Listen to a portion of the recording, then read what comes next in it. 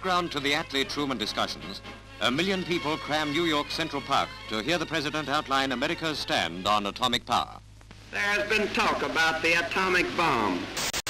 We must find the answer to the problems created by the release of atomic energy.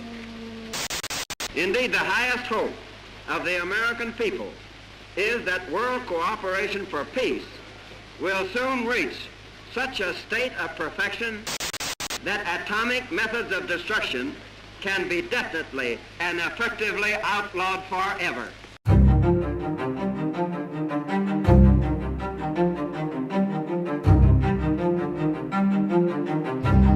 Осталось 10, 9, 8, 7, 1, 0.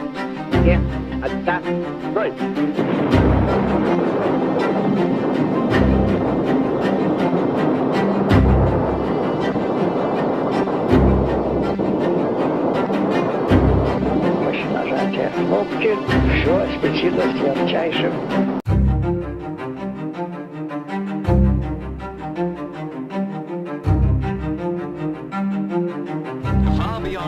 Shipping routes they lie, and until 1952, only pearl fishing boats entered the blue waters that left the cliffs surrounding their shores.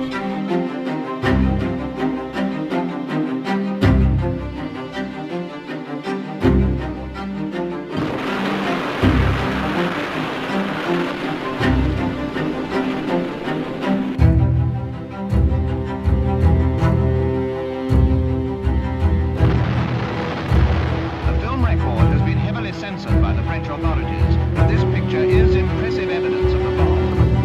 The great result of the cooperation of education with research. This is another victory.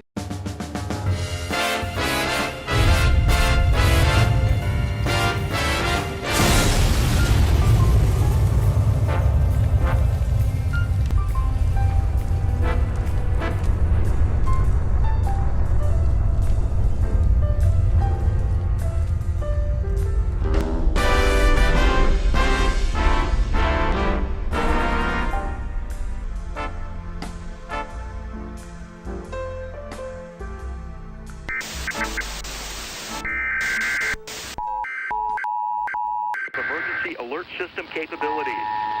This is an emergency action notification. National Alert and Warning Authorities, in coordination with emergency alert system participants.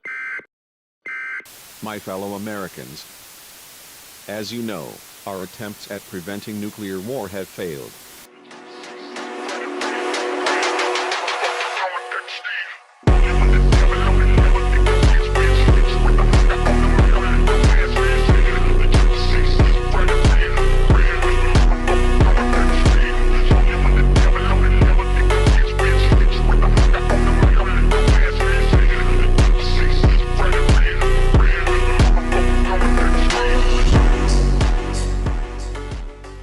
Finally, Mars has accepted my sacrifices and unleashes me.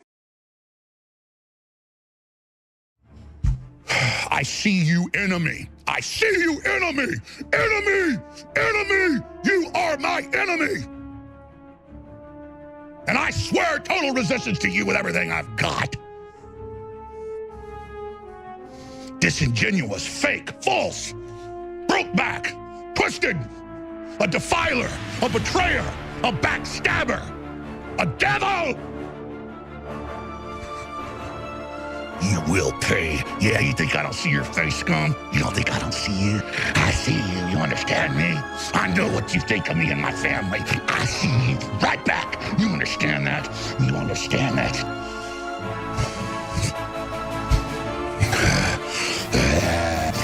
You will fall!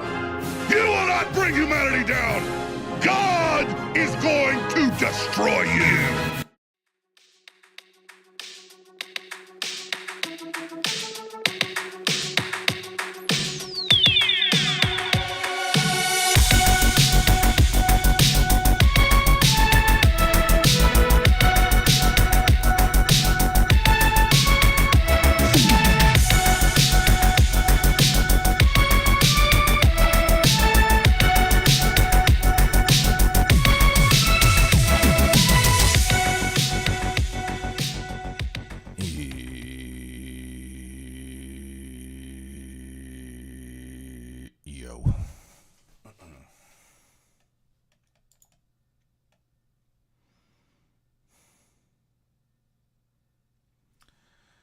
All right, I'm not on Kick tonight.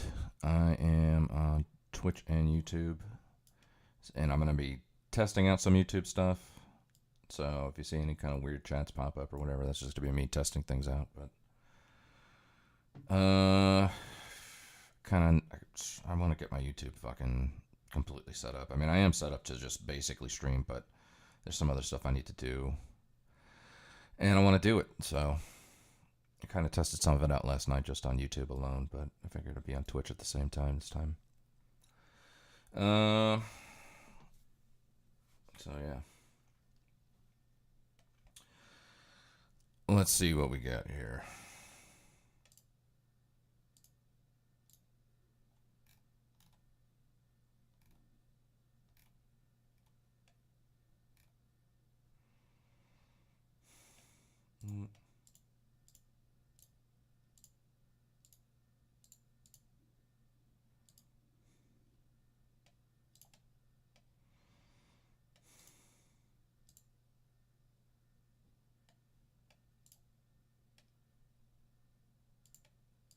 This is one of the reasons why I wanted to talk to Kamala Harris. I'm like, I bet there's a person in there. I bet I can get to that person. Yeah. I wanted to find that person. I don't want to hear all the speeches. I don't want to hear, I was raised middle class. I don't want to hear any of that. She's a roller skater. You know that? No, I would love to find that out. Yeah. I would love to talk to her about all kinds of, I literally said, like, because there was a few restrictions of things they didn't want to talk about. But I said, I don't give a I go, get her in here. Like, whatever you want to talk about. And they want to know if I edit. I'm like, there's not going to be any editing. There's no editing. I just wanted to talk. Kamala Harris probably should have taken advantage of those very free opportunities for earned media where she could get her message out, especially on a huge platform like Joe Rogan's podcast. Or ours. Or ours. But, I mean, would she ever bother coming on our show? So, yeah, look, guys, a quick thing on this, and then we'll get back to all the ways that she spent money like an idiot. Sorry, Kamala Harris Protection Industrial Complex. Sorry, we have to protect her ego. Spent money like a brilliant person who put a wasted campaign it all in and debt. Lost. Okay, anyways, so look, guys, you can say I'm biased on this, perfectly fine. I don't know that there's any show or network on the planet that had more undecided voters. I read your comments every single day on air. So many of you were undecided. The way that Democrats work and Kamala Harris works, just this is for your edification, less about us, is the money that you were about to tell you they spent on ads. They're not really buying the ads as much as they're buying the earned media that comes with the ads.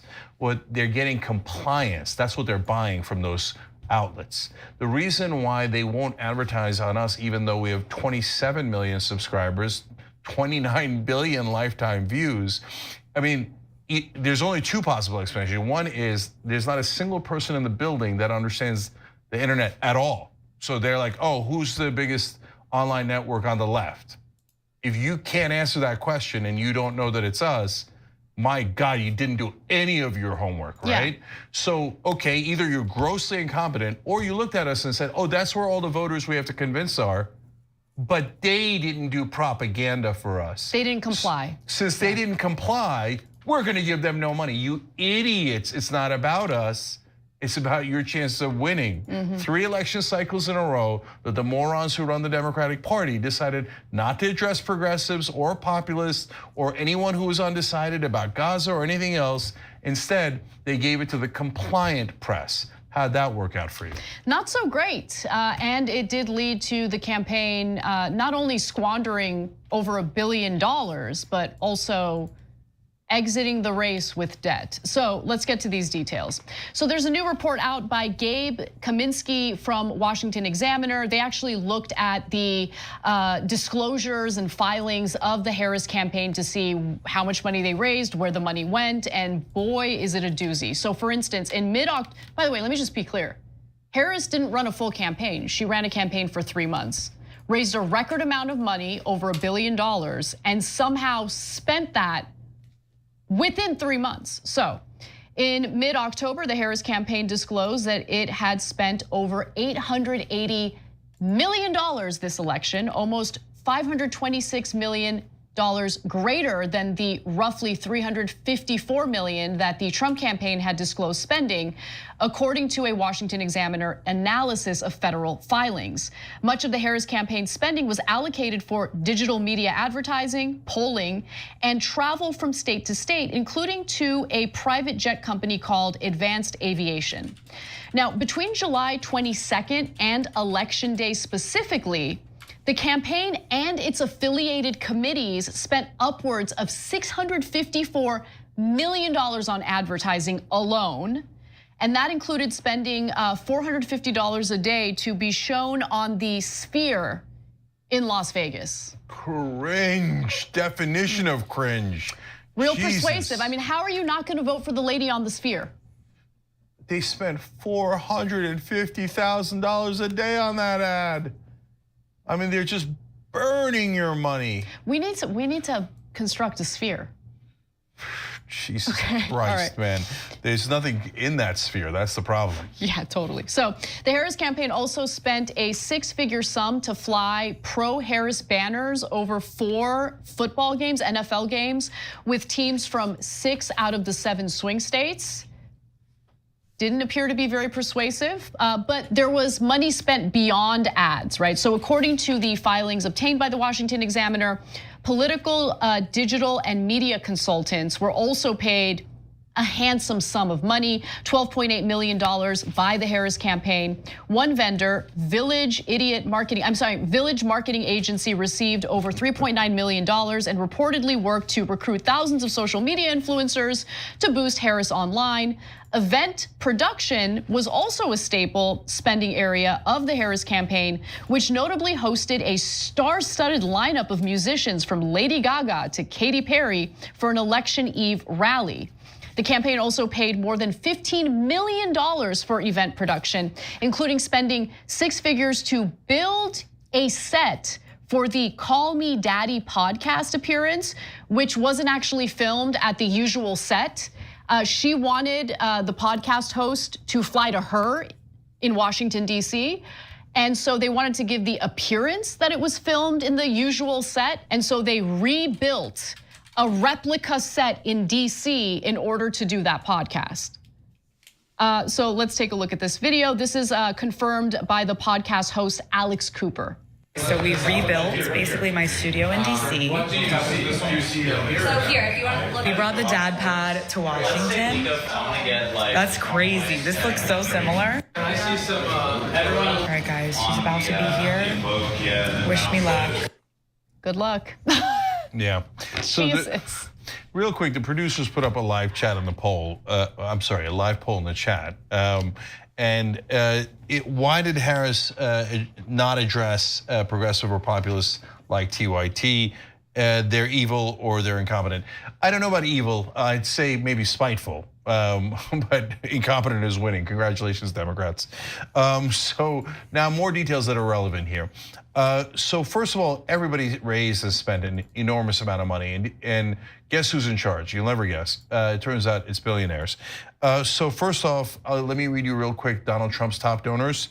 It's a surprising number one. Tim Mellon was number one at $172 million. He's the heir to an oil and banking fortune, which very likely means he's done nothing but try to preserve his wealth that he didn't earn his whole life. So he's probably in the tax deduction business and what he cares about in terms of his donations. Then you've got the second largest is Miriam Adelson at $137 million. And then Elon Musk is in the ballpark of $130 million. And he comes in third behind Miriam. They're all going to get spectacularly rewarded, but at least Donald Trump, to be fair, fairest show in America, spent their money well because he spent a lot less than Kamala Harris, but got the victory anyway, whereas Kamala Harris took her donor money and lit it on fire, apparently. So she outspent him by $400 million in ads, just like Hillary Clinton spent almost twice as much as Donald Trump in ads, and also failed. So why do they fail? Because they do things like the Sphere. Okay, now look, it's funny on its face, but if you need more convincing, you do an ad like that if people don't know your product or your brand or your candidate, right? And they go, oh, who's that on the Sphere? And that gets a lot of attention. And then people go, oh, that's actually the person running for the House or the Senate. And they learn about it. And then you go, okay, maybe it's a lot of money, but I get it and I understand it. And that candidate needed awareness. She does not need any awareness. She's running for president and is the vice president. That ad does nothing to convince someone to vote for her. That's an awareness ad, totally misplaced when they needed persuasion, especially in Las Vegas. So if they took the Sphere and instead of putting her like face on it like a piece of like propaganda out of a bad movie, and they put no taxes on tips or something along those lines, vote for Kamala Harris. Now that'd be copying Trump's policy, which she did, but whatever she thought was her winning message that would persuade those voters in Las Vegas, okay, that makes more sense. See, that's my point, and part of the reason why the consultants don't mind. Nuclear, N-U-K-Y-U-Ler.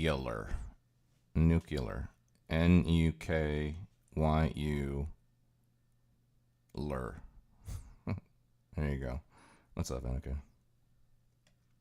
Burning your money on senseless ads and rebuilding a set for a couple $100,000. Are you guys nuts? Because they get a little taste of that money. They don't care as long as they're making their money. The consultants don't care. They don't care about you. They don't care about the candidate. They care about getting a cut from all that money that was raised for her campaign. And look, I think the Sphere is a stupid idea, period, regardless of what's on the Sphere, okay? What would have been far smarter is if Kamala Harris learned from what Donald Trump has managed to do correctly, which is earned media, earned media, earned media. How many times do I have to say that? Going on Rogan's podcast was free. But look, we also understand what the issue was with Kamala Harris going on any podcast, really. She has difficulty speaking. I don't know what's going on with her. I don't know why she had that problem. She's awkward, she's uncomfortable in her own skin, and she had a difficult time making a case for herself. Every single rally speech, now that the election's over, now I can finally let it all out. Every single rally speech, Cenk, was pathetic, okay? It was all on teleprompter, which I don't have a problem with, but it was the same speech every single time, the same message every single time. No passion behind it, no real genuine or no sincerity behind it. It was just a robotic, weird, over-rehearsed speech, and it was the same speech again and again and again. The question is, would she be able to have a conversation? The reason why she didn't go on Rogan's podcast is because, number one, she wanted him to fly to her, and he's like, no, I don't do that for anybody. Where's the extra U? It's there. It's there. It's silent. Silent extra U. Learn to pronounce it correctly. Yeah, what's up, Stack? How you doing? By the way, I got into a fight with my girlfriend on how to pronounce it. Yeah, because you pronounce it the Bush way. You say it the Bush way. Like, you say it unironically, you say it the Bush way. Always add the letter U to words. And then heard 4 different pronunciations during videos. Your name's the wrong color. Silent, invisible. What's up? What's up? I'm running like, I'm trying to get this fucking YouTube chat to work. I didn't do Kit tonight. I'm trying to like get some stuff working for YouTube, and it's just not working.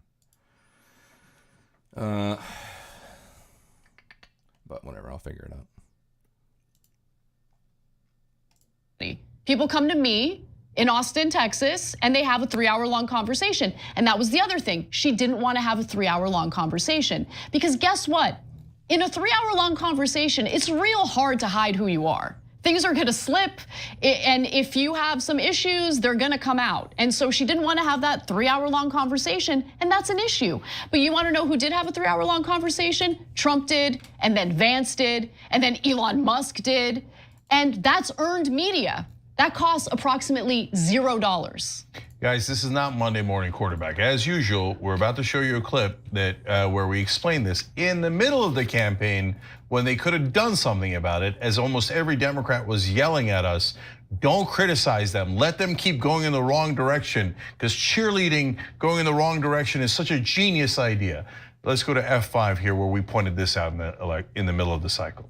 I think you do as much earned media as you can. Why would you hide a perfectly good candidate? Let her go and make her case to the American people over and over and over again. Oh, we might have 1 or 2 negative stories. Yeah, that's called life in the big city. but you'll have 18 positive ones, 28 positive ones, because she's out there making her case. If you have a good case and a good candidate, you should want them out there nonstop. That's my philosophy on it. And by the way, when she doesn't go out, they hold Tim Walz back. And Tim Walz is really popular and makes a great case. Send them both out.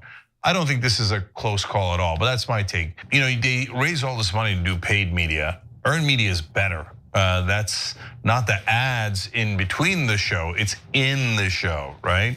And so if you're got a good case to make to the American people, you should go and make it as often as possible. Kind of a no-brainer, but apparently that's who was running the campaign. People with no brains. I mean, like, so, okay, if you get offended, if you live in Washington, hey, I don't care at all. You cost us this election, so yes, you should be offended. I think you were terrible at your job, okay? Second of all, can you learn for next time? Don't give up hundreds of millions of dollars in free media because, oh, well, we're not sure a candidate can handle it. Then pick a different candidate. Do a primary where you test your candidates really aggressively and make sure you could find someone who can speak. Final thing I have to say about this, because it's important for you all to know about it, okay? So we found out over the weekend, thanks to Nancy Pelosi's interview with the New York Times on their podcast, The Daily, that the plan was to get Biden to, step down from the re-election bid, and then they were all planning an open primary. But Biden, 30 minutes after he dropped out of the race, decided to endorse Kamala Harris as a middle finger to the Democratic Party. The other thing to know about Joe Biden is that their internal polling before he dropped out of the race indicated that if he stayed in the race, Donald Trump was going to win even more electoral college votes than he won against Kamala Harris. But they didn't care. Okay, he remained in the race until it was, in my opinion, already incredibly late. And so he set up Kamala Harris for failure. He set up the Democratic Party for failure. But I also want to be clear that the Democratic Party specializes in failure. They're incompetent, they're pathetic, and they lied to the American people and thought that they would get away with it. The cover up on Biden's mental decline was very much real. And the fact that the party overall felt the need to lie to the American people and their own base goes to show you how little respect they have for their own voters. All right, last two things. To back up what Anna's saying, Joe Biden does this as an FU, like, haha, now you're stuck with Kamala Harris. Brother, you picked her to be your vice president. I mean, you defined failure. Oh, I picked such a terrible vice president, and I know that I would lose 400 electoral college votes and get landslided and absolutely destroy the Democratic Party and the country. But since you didn't let me do that, I'll screw you over by sticking you with the person that I picked who turned out to be terrible.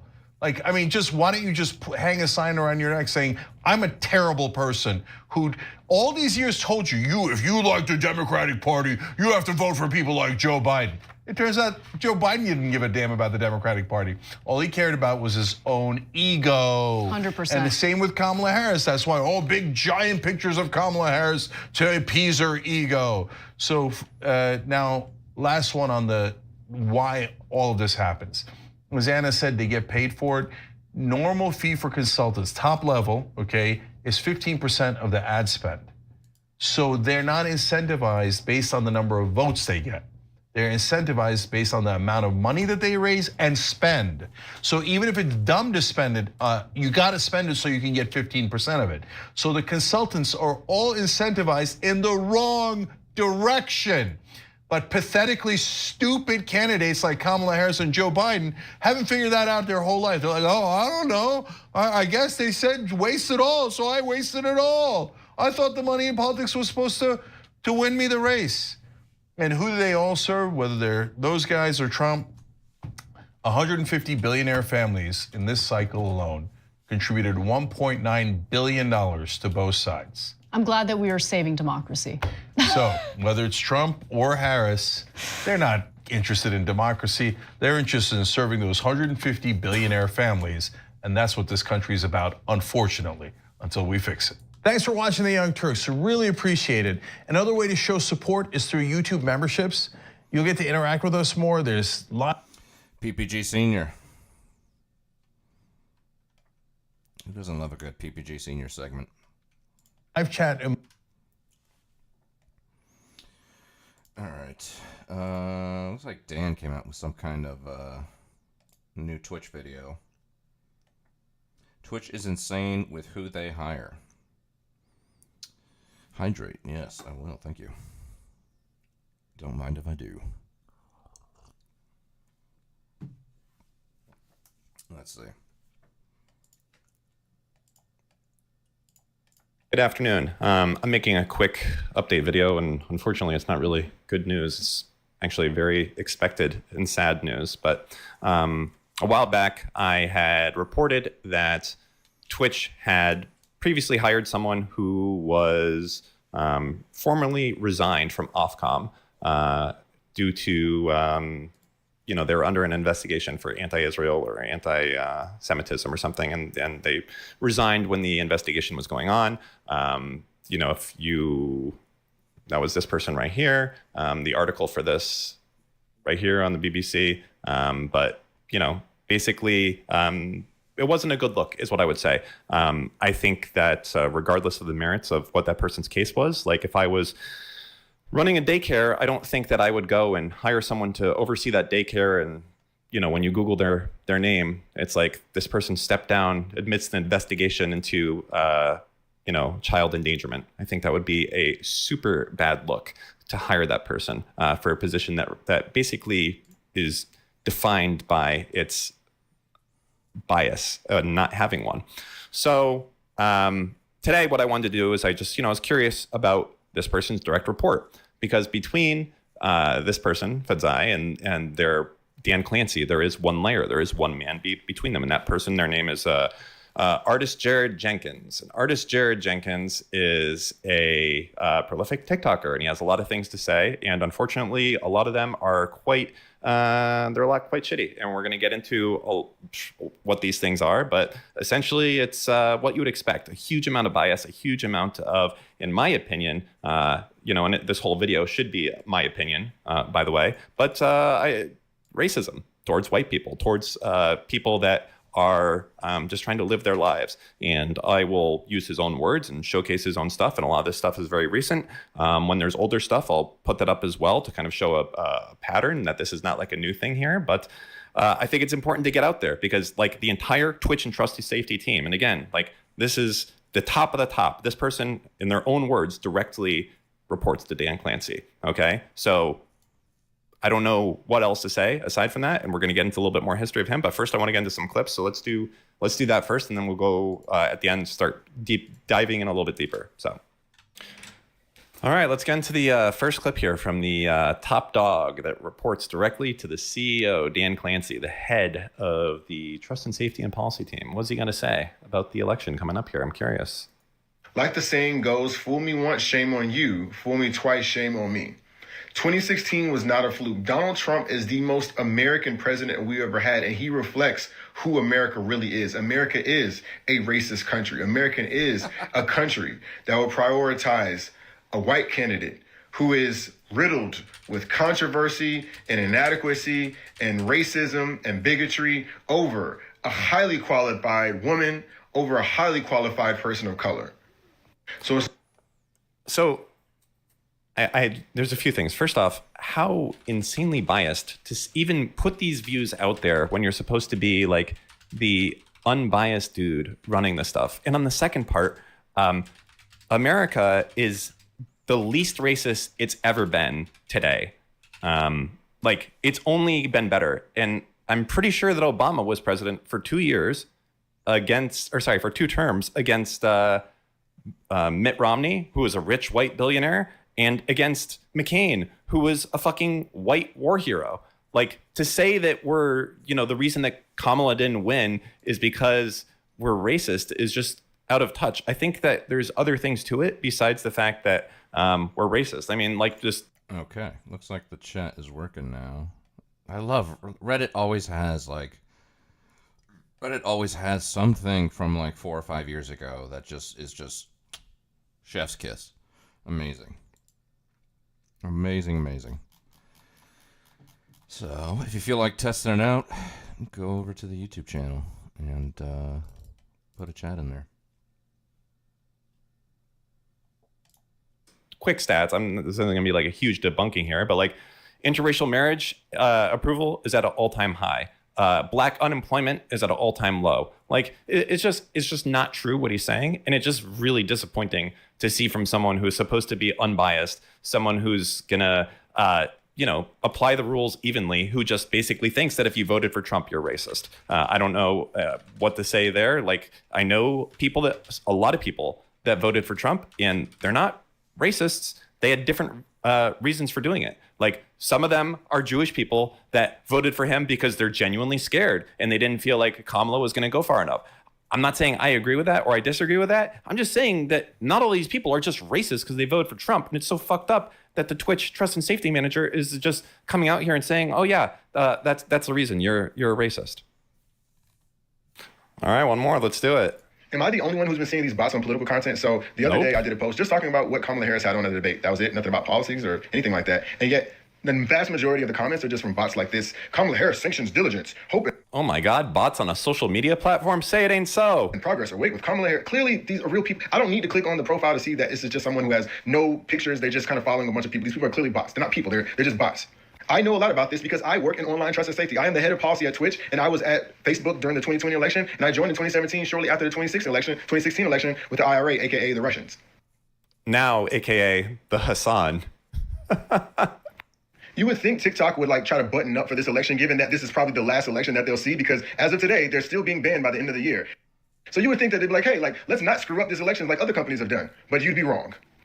It's so stupid. Twitch, who famously can't even consistently do bans, can't even stop view bots, is gonna the fact that you're commenting on anyone else's social media platform is pretty fucking hysterical, honestly. This is Twitch is the least technically competent company I think that I know of. It's just a fact. All right, this is a quick one. I'm just gonna do the first thing because it's the start of this video, and the guy is just dishonest from day one to sell this fucking narrative. And it's so fucking stupid. Maybe you think it's fine that wrote with Dan Autismo Irwin has committed fashion's hardest foul. Never wear stripes. Yeah, unless you work in an ice cream parlor or you're in a barbershop quartet, then I think that's okay. Or a circus, yeah, exactly. There's probably a few instances where the context makes sense, but not on your stream. I don't know. I mean, I don't know what to think about Dan. I think nobody likes Dan, but I don't think that's a bad thing. I think that it's kind of like PPG. I mean, I'm not saying that nobody likes PPG, but I think most people that watch PPG watch PPG,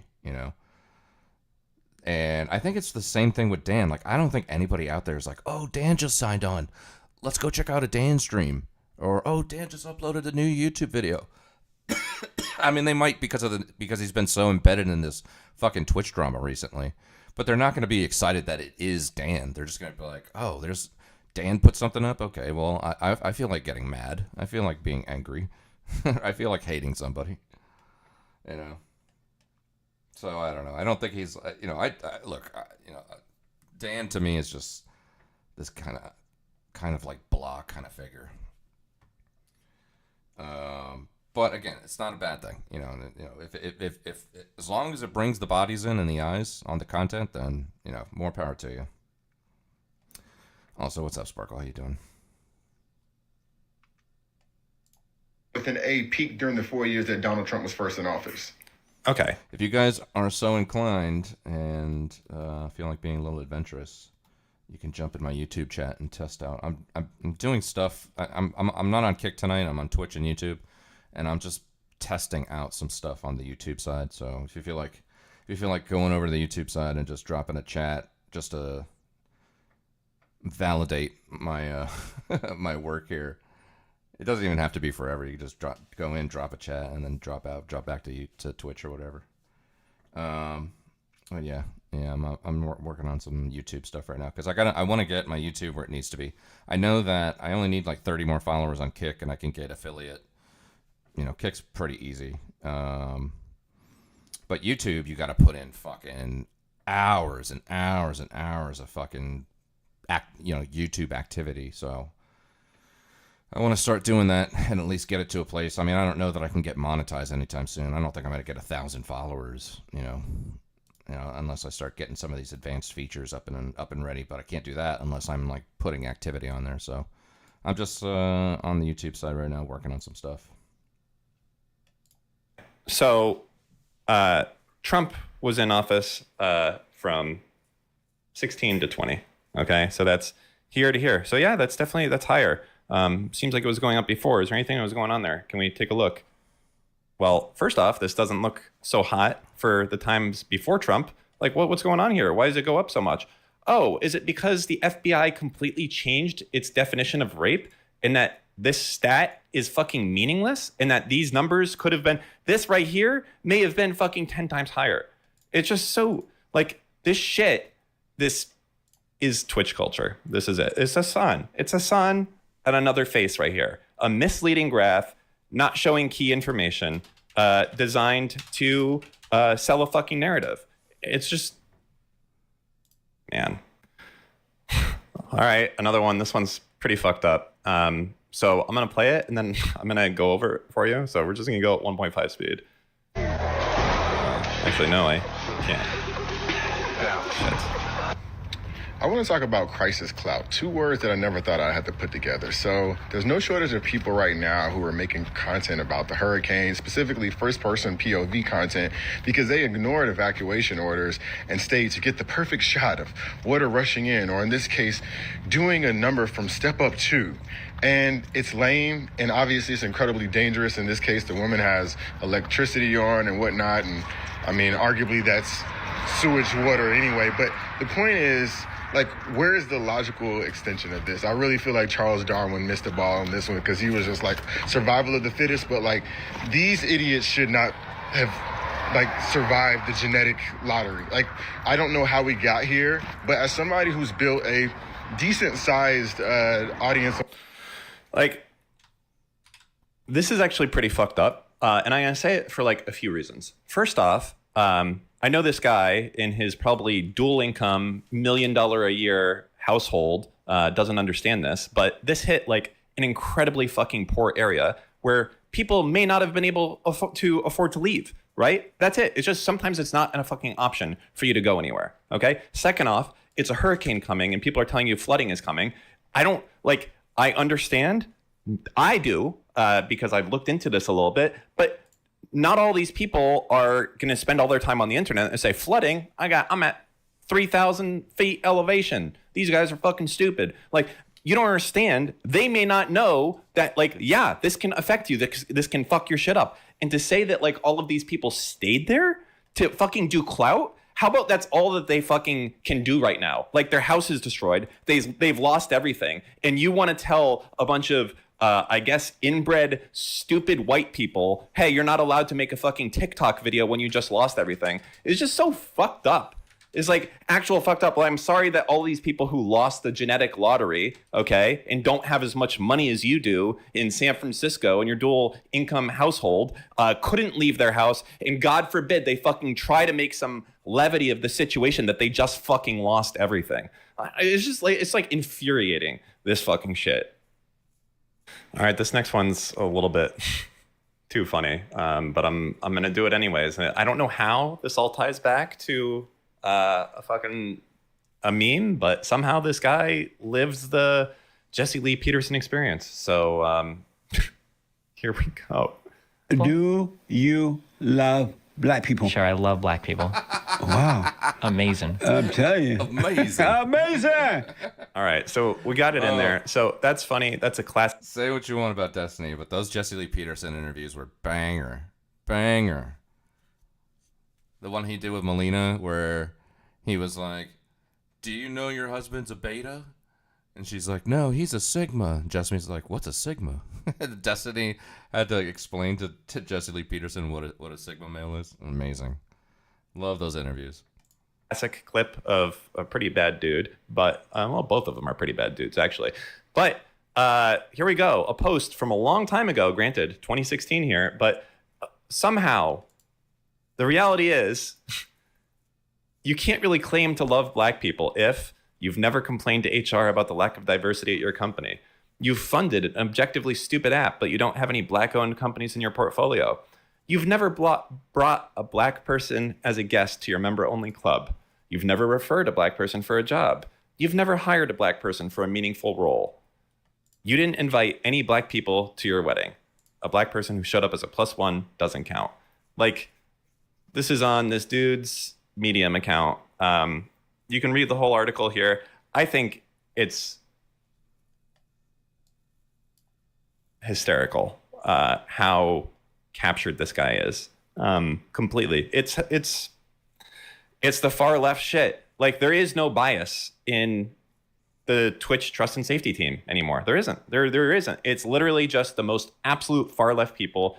Every single one of these people would get rid of Nick Merckx and Tim the Tatman and Asmongold and everything if they could. If there's a way. And you see that because the second these guys even remotely cross the line into something, whatever it is, they're instantly banned. But then you have these other streamers that are on the other side that will make insane statements calling for people to get shot or killed, doing racial tier lists with Arabs at the top and Zionists at the bottom. Or, I honestly don't even know where to pick because there's so many crazy things. Hassan going on an inbred rant about Jews over and over and over and over and over again. It's something that can only happen if, when these guys go home, it's like they must just watch Hassan because it's indistinguishable. It literally is.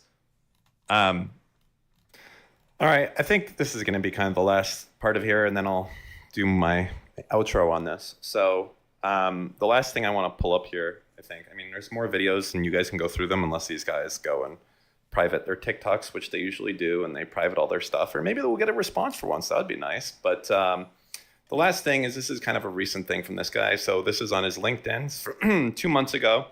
And what I wanted to call attention to here is something that's pretty fucking crazy. So first off, blah, blah, blah. He's reporting directly to the Twitch's CEO. He's the head of policy, outreach, and education at Twitch. As I said before, the people, Fadzai and all the trust and safety people that I saw, I believe, are directly reporting to this person. So what catches my eye here is two things. I have a small TikTok following, and now I have over 25,000 followers, including Joy Reid, and this is just I think a black designer, and Mia Khalifa. Okay, Joy Reid, who is pretty.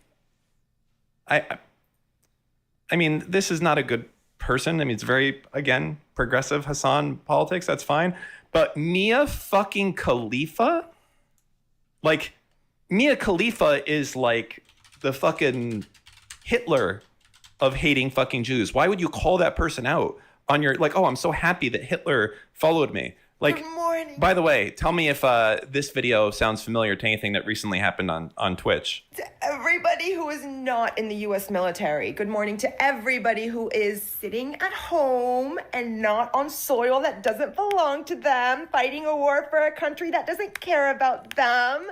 I hope you go over there and get your little brain all scrambled up with PTSD. And like, I'm not gonna watch the whole thing because it's fucking disgusting, but I think we know who this is. Any other motherfucker you're joining them, you're like, oh my god, I want my fucking Camaro, no student loans. Fuck you. I hope you get PTSD.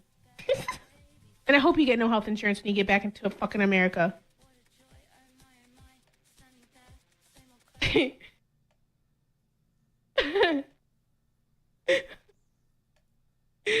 they posted it in my head. I'm like, base?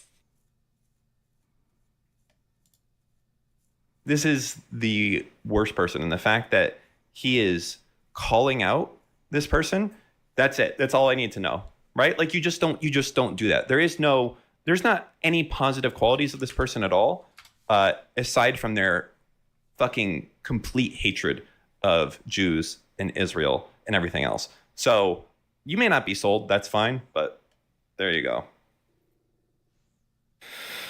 All right, so basically that's it. I want to kind of preface all this.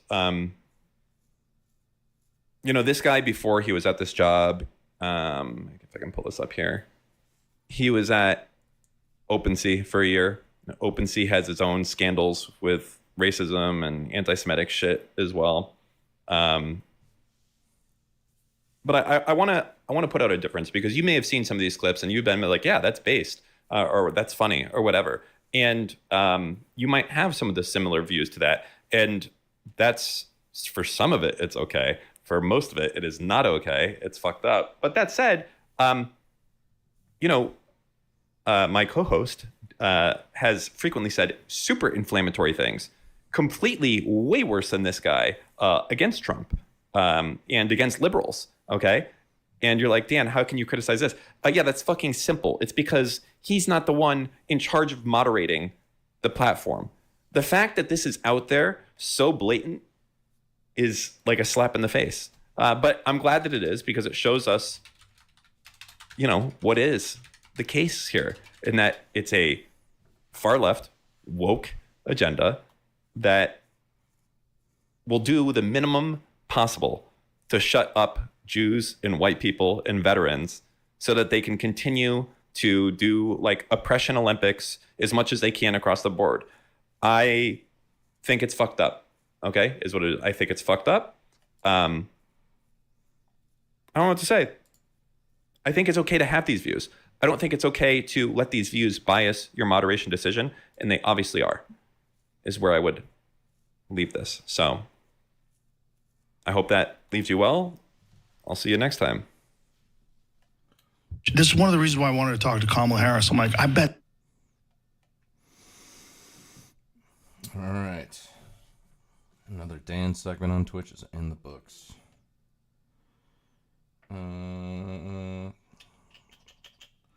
What was this?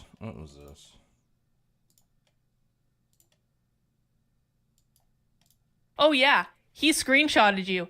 Yeah. He disabled the chat? Ah! I didn't know that. See, people were texting me like early this morning. They were like, James is premiering his new episode today, Carlin. Do you want to crash it? And I was like, and people in my group chat can attest. I was like, I can't do it, guys. I was like, I can't do it. I don't have the energy for this. I'm getting old. I can't do it. And so we weren't even going to do anything today. We weren't even there. And James is still disabling his group chat. James L. Me W. We got him to disable his entire fucking chat. Suck on that, James. Suck on that. But it's even better than that, guys. Let's go back to this for a second. So on Friday, we debunked his Communism 101 thing, right? He posted this tweet on Saturday. I hadn't said anything publicly about the golden ratio stuff. The only place where I said, is James actually talking about the golden ratio, was in the middle of the happy hour stream. What this means is James revealed to us that he's watching. That was dead set in the middle of the stream. James is watching our streams. We are in his head. Everyone wave to James. Hi. Hi, James. We've got you. We've got you. He outed himself.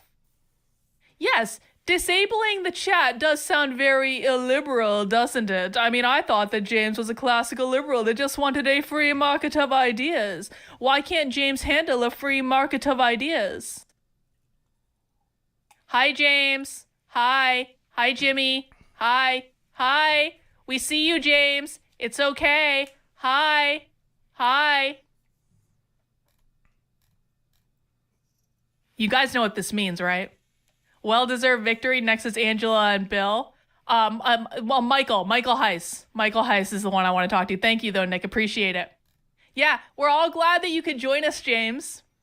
We're glad that you can join us. You guys know what this means, right?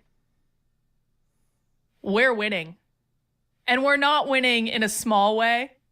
We're winning in a big way. James is actively taking precautions to make sure we can't ask him questions about his content. And I really want to emphasize this because, listen, We're going to look at some personal attacks that James has made against me, but I really want to emphasize this. I have said over and over and over again, I want no personal attacks. I don't want anyone arguing with James's chat. All we do when we crash James's streams is we literally ask him very specific questions about the left that are relevant to what he is saying. We don't ask him things that are irrelevant. We don't scream about the Jews. We don't insult him. We listen to what he's saying, and then we ask him questions in a nice way. We're not being mean about it.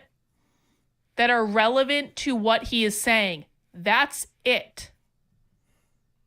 That's it.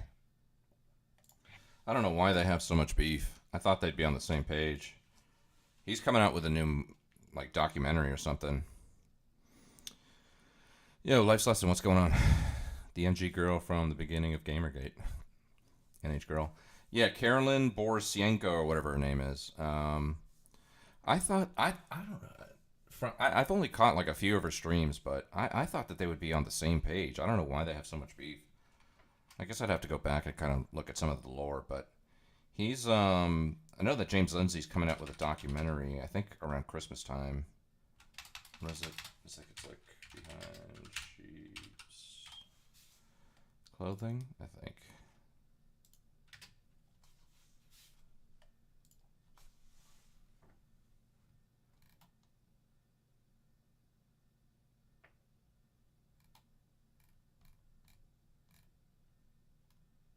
Oh, Beneath Sheep's Clothing. This is it.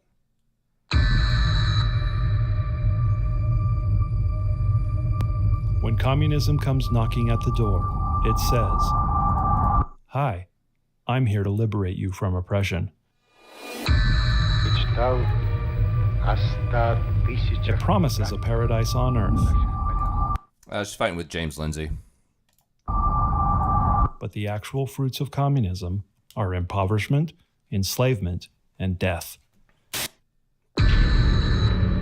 And so what they had to do is they had to rework Marxism. They saw that in the West, that there was this moral bulwark around society that was preventing communism from taking hold. So they're like, we need to go into education, the legal system, into the churches, into the media, and to the family, and rot these institutions from within. That process, that was over a century ago. We see the evidence all around us. It was created by communists for communist purposes. The ultimate objective was to destroy Christianity. Those were his words.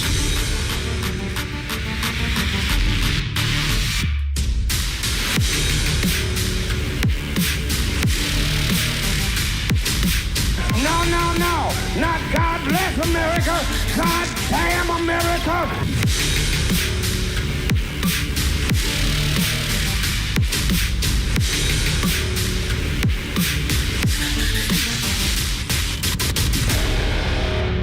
If we don't do anything to take back our culture in America, what will be our fate? How much longer do we have?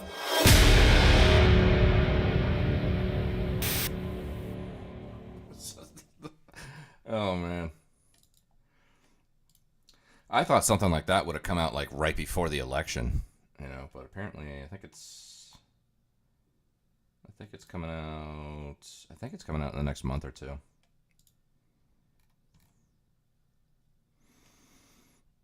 Everything's equal when they are all dying and poor together. Yeah. Okay, this is something about David Pakman. David Pakman's been like making the rounds. He was on Piers either today or yesterday or something like that with Dave Rubin, and they were talking about they were talking about the election and a lot of things, but one of the things that got brought up is that like his viewership has been tanking, or he's been losing subscribers, and he says that a lot of left-wing content creators or just progressive content creators and even like cable news networks have been like losing just a massive amount of audience just overnight after the results of Tuesday. So full of himself, drinking his own damn Kool-Aid. I will say, I he's good at what he does. All right. I mean, in terms of, he'll take callers he'll take callers sometimes, and sometimes it'll be like a conservative caller, and they'll say, Trump's better for the economy, and then David Pakman will just say, okay, name me one policy that was good for the economy under Trump, and then the conservative will just be like, I just know I had more money. I had more, he knows how to like completely dismantle any kind of right-wing narrative instantly by like asking for a source or something like that. And in terms of content, that's great. That gets his whole audience riled up, So, I mean, he's good at what he does, Now, is he a fucking smug fucking... Yes, he is that, yeah. I don't know who this person is, though, Lufa. I just saw that they made a video about David Pakman, and it popped up in my feed, so let's see what it is. A presidential election. And in the U.S., the president is like the main guy, pretty much the head honcho. David Pakman here wanted the left-leaning candidate to win the election, but the right-leaning candidate won. Obviously, that alone is a very upsetting loss. But the tragic part is that is not the only loss that David Pakman is facing right now. When I woke up this morning, we had lost 5,000 YouTube subscribers. Can you imagine that? On top of your guy losing, your 2 million sub channel loses 5,000 subs. I couldn't do it. Compared to where we were last night. Now, yeah, you might as well just end it all at that point, You got 2 mil subs, you lose 5K. Just end it. Just fucking pull the plug and end it. The first thing I thought was, is this a glitch? We've been on YouTube for 15 years. I mean, really, you thought it was a glitch? A glitch. The timing of covering an election, that being core to your channel, the guy that you wanted to win didn't win, and directly after that, you lose 5,000 subs. You don't think maybe it could be that... I mean, I don't know David's Pakman's coverage, how he covered this exactly, but you don't think maybe you made them feel overconfident about your side winning? And then when that didn't happen, they're like, I don't want to do this. Years or something like that. And subscribers always just go up. They just never go down. They go up. Jesus. Oh, number usually go up, but number go down? How can this be? Something wrong with my channel. Is someone attacked? I would be surprised if it hadn't happened before. I would think anytime, whatever way your politics channel leans, after your guy loses, when and if that happens, I would think you tend to lose a couple subs. If not, I would think you're just getting lucky then, right? Attacking my channel. What's going on? So I started texting. And I texted Brian Tyler Cohen, and I texted Tyler Cohen, and Brian Cohen, and Brian Tyler, all of them. I texted all of them. I texted Jesse Dollemore. I texted Luke Beasley, and Farron Cousins, and Sam Cedar. And every single one of our channels. So he fully panicked. He listed 8 people there that he texted about this. Yeah, all the Bryans, all the Cohens, yep. Last night is hemorrhaging subscribers. What? And all of them are hemorrhaging subscribers. What is it that is going on? Here is a graphic. As you can see, subscribers just go up, up, up, up. And I don't know who's running this show, or maybe it's just how they clipped it, but he does not show that there. On his social blade, it shows minus 10K subs on Wednesday, directly after. Next day, flat. The next day, he gains the 10K subs back. So, I mean, that's got to be brutal. That's got to be brutal to temporarily lose 10,000 subs on your 2.6 million sub channel. That's 2.4 billion views.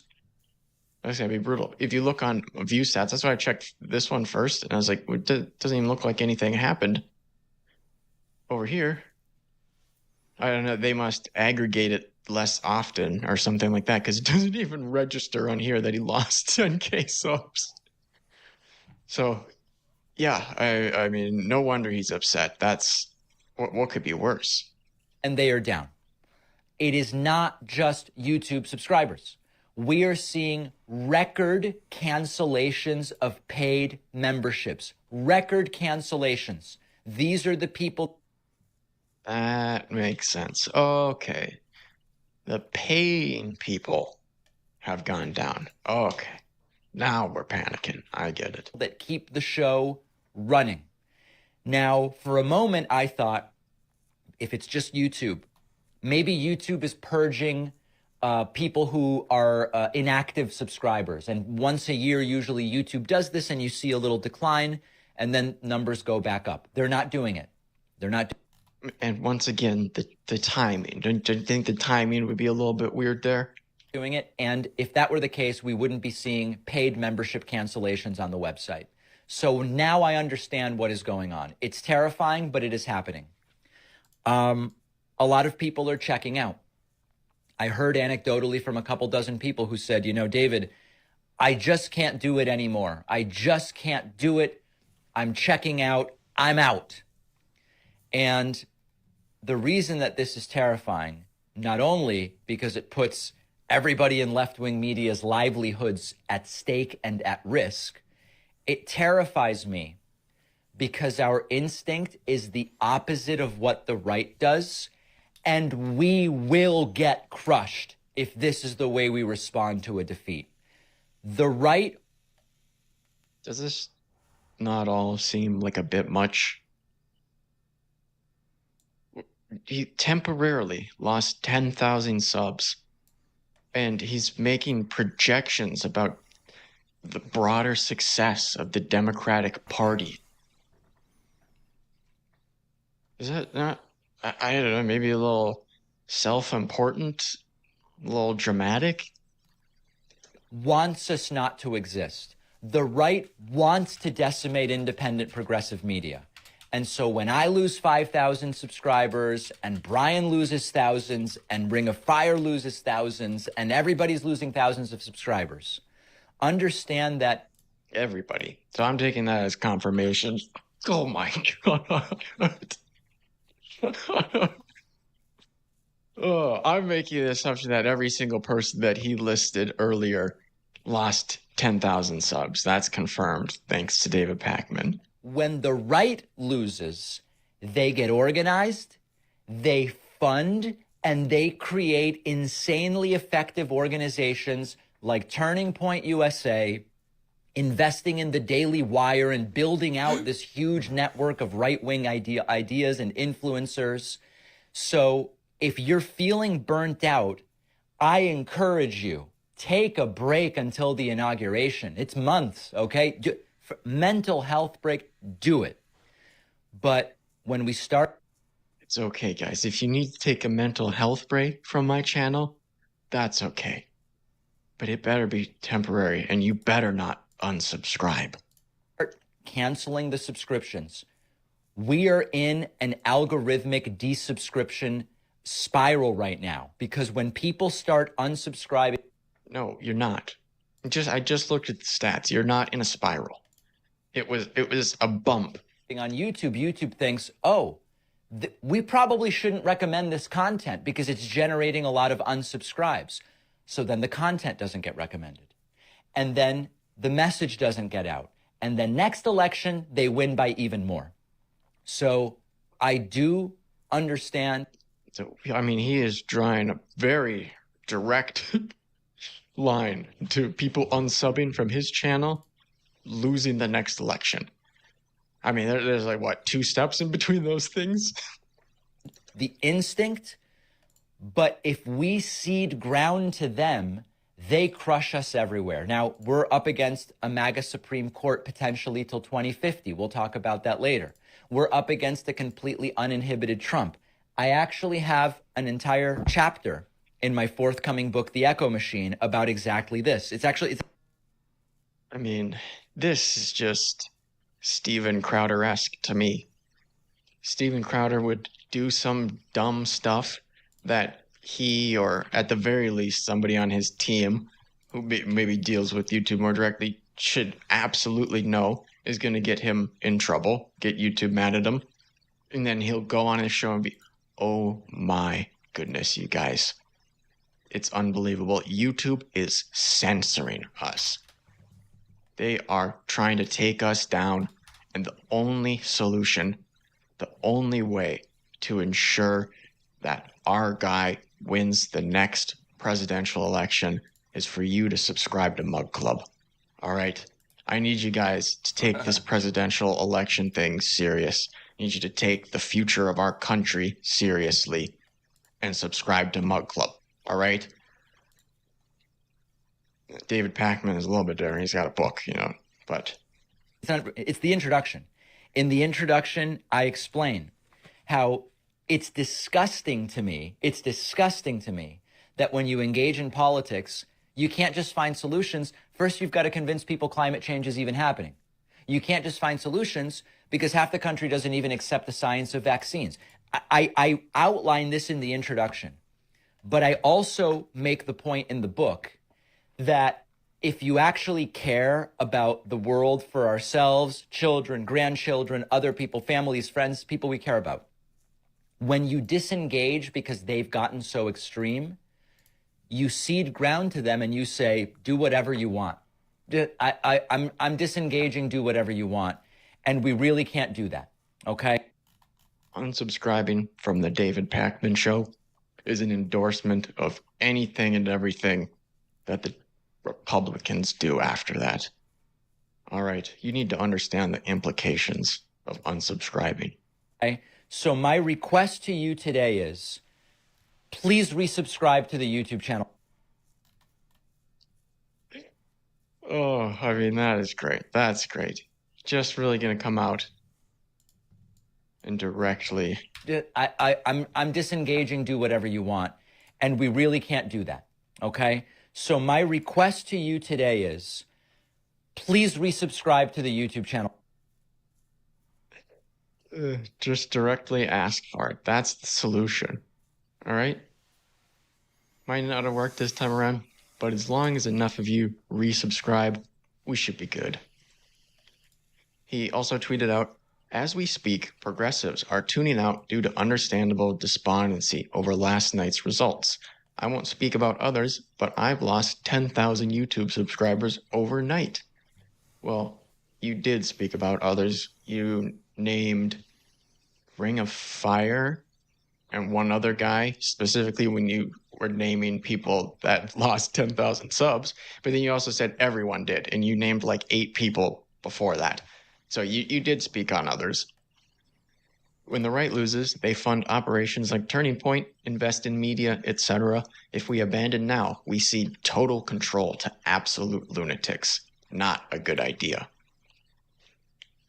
This guy says they should abandon you because you misled them. I mean, I would think that's why you had the very temporary loss in subs, because people felt misled. I checked out the David Pakman subreddit, and the very top, 2 out of the top 5 posts in the last week were this one and the next one that I'll show you. And this one here is titled, Every Rally's Full. You don't have any seats that are empty. Cameraman pans to empty seats all over the arena. Crying, laughing face. And this is, to me, this is saying, oh, people, I'm really supposed to believe Trump is popular. People, really? I got to be worried about this guy winning the presidency? Look at this. He's barely even able to fill up an entire hockey arena, I think that looks like. Right? I mean, if this is the attitude of the David Pakman people, I would understand why you have a very, very small portion that unsubscribe. Because at least some people got the vibe that, President Trump has no chance of winning because there were some empty seats at the whole hockey arena that he was hosting an event at. And then this one is titled, Not Even Trying to Hide It Anymore. These people are going to be so mad when Trump loses and everyone stops paying attention to them. They're clearly, the way they're talking, it's just assumed that Trump loses, obviously. And when that happens, Brianna Joy Gray going to fall into irrelevancy. Hey, look, we can all hope and dream that that happens to Brianna Joy Gray, but you do sound overconfident. And then this is just tangentially related because he mentioned his book, but he tweets out, this is very interesting. I do not pick the categories. And it says best sellers in fascism. And his is number 2 there. Number 2 in best sellers in fascism. I didn't even know that was a category on Amazon books. But apparently David Pakman's damn near the king of Amazon fascism. So a little bit unexpected, but what are you going to do? Sometimes your book charts on the fascism genre. I just thought this was all very overdramatic, and he was drawing some pretty wild conclusions from the idea of people unsubscribing. Like, especially with how temporary it was, he recovered in a couple of days. And we're supposed to be concerned? Like, oh, the Democrats will never win again. David Pakman lost 10,000 subs. Sam Cedar lost 10,000 subs. What are we going to do? I don't know. I think maybe those are some wild conclusions because you could also have, I don't know, maybe waited 1 week and have seen that, oh, I guess that was a super temporary thing. And people that lean left do actually still care about the future of the country and news related to that. Crazy, huh? I guess maybe it's not the end of the Democratic Party as we know it.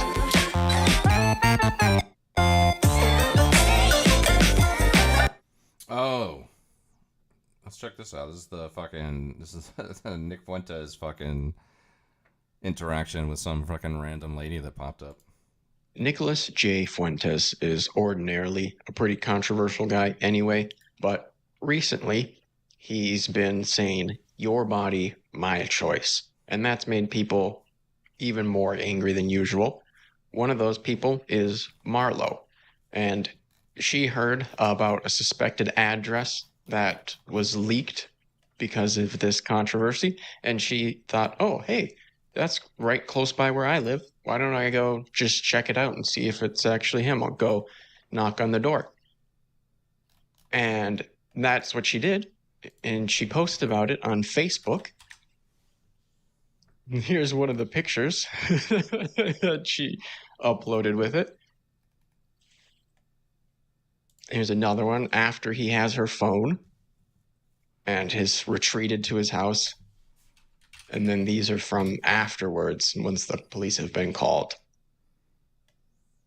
But at first, that was all we had to go off of, which, was a very good story anyway, but definitely would be better to have the video. And, well, now we do have the video. Hi. Oh my God, what are you doing?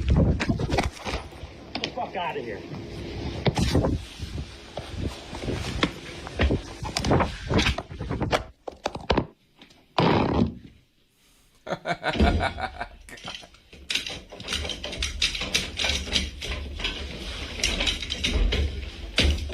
So many locks. Bro. Get the fuck out of here. Amazing. you doing? Get the fuck out of here.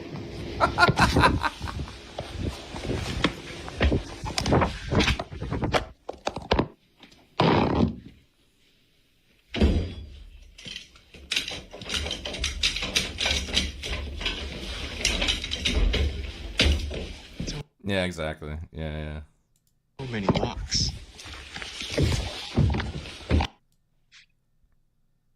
Yeah.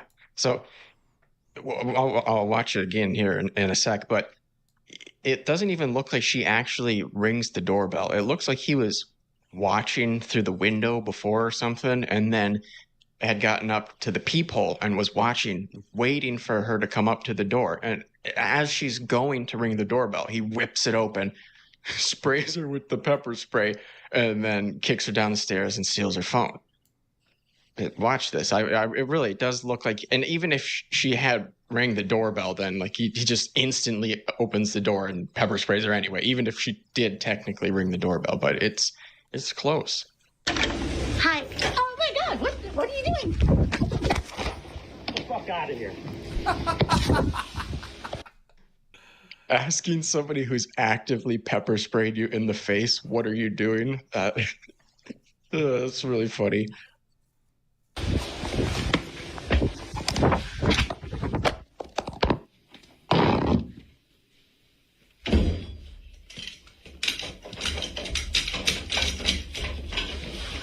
It really does sound like a lot of locks here. He does have a lot of locks, man. Holy shit.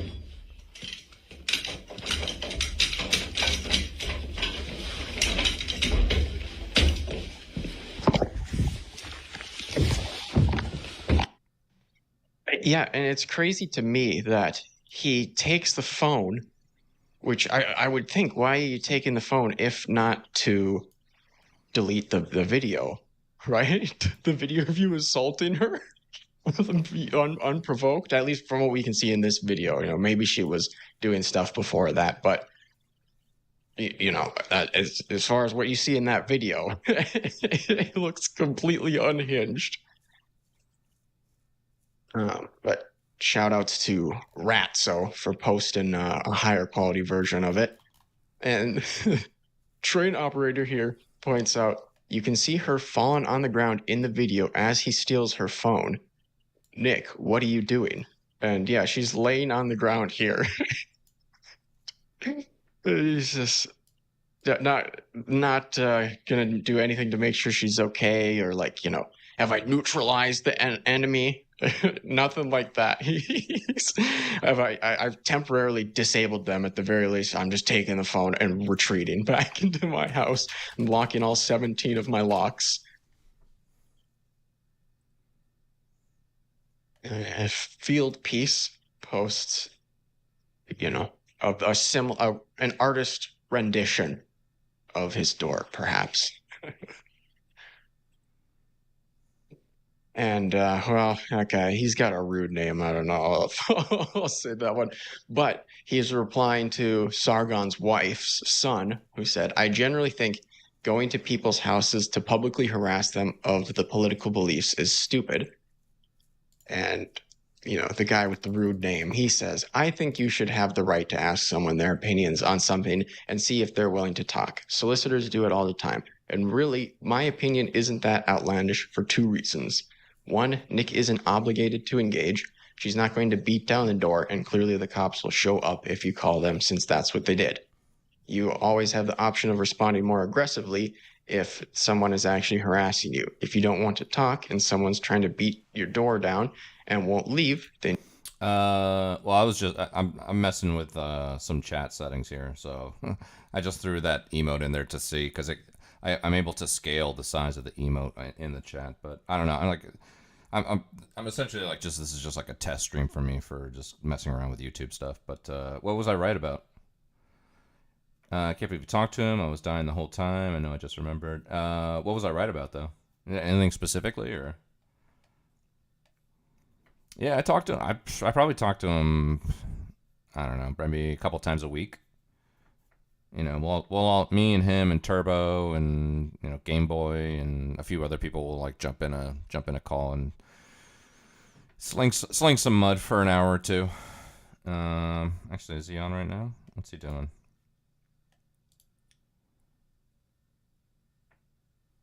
What's going on in PP World?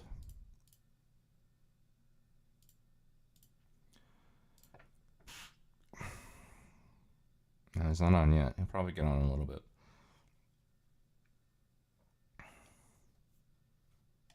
And you can do more extreme things. Walking up while Jewish isn't harassment. Nick's a grown woman who is allegedly some kind of big macho white supremacist mutt. Time to act like a man and handle situations like a man.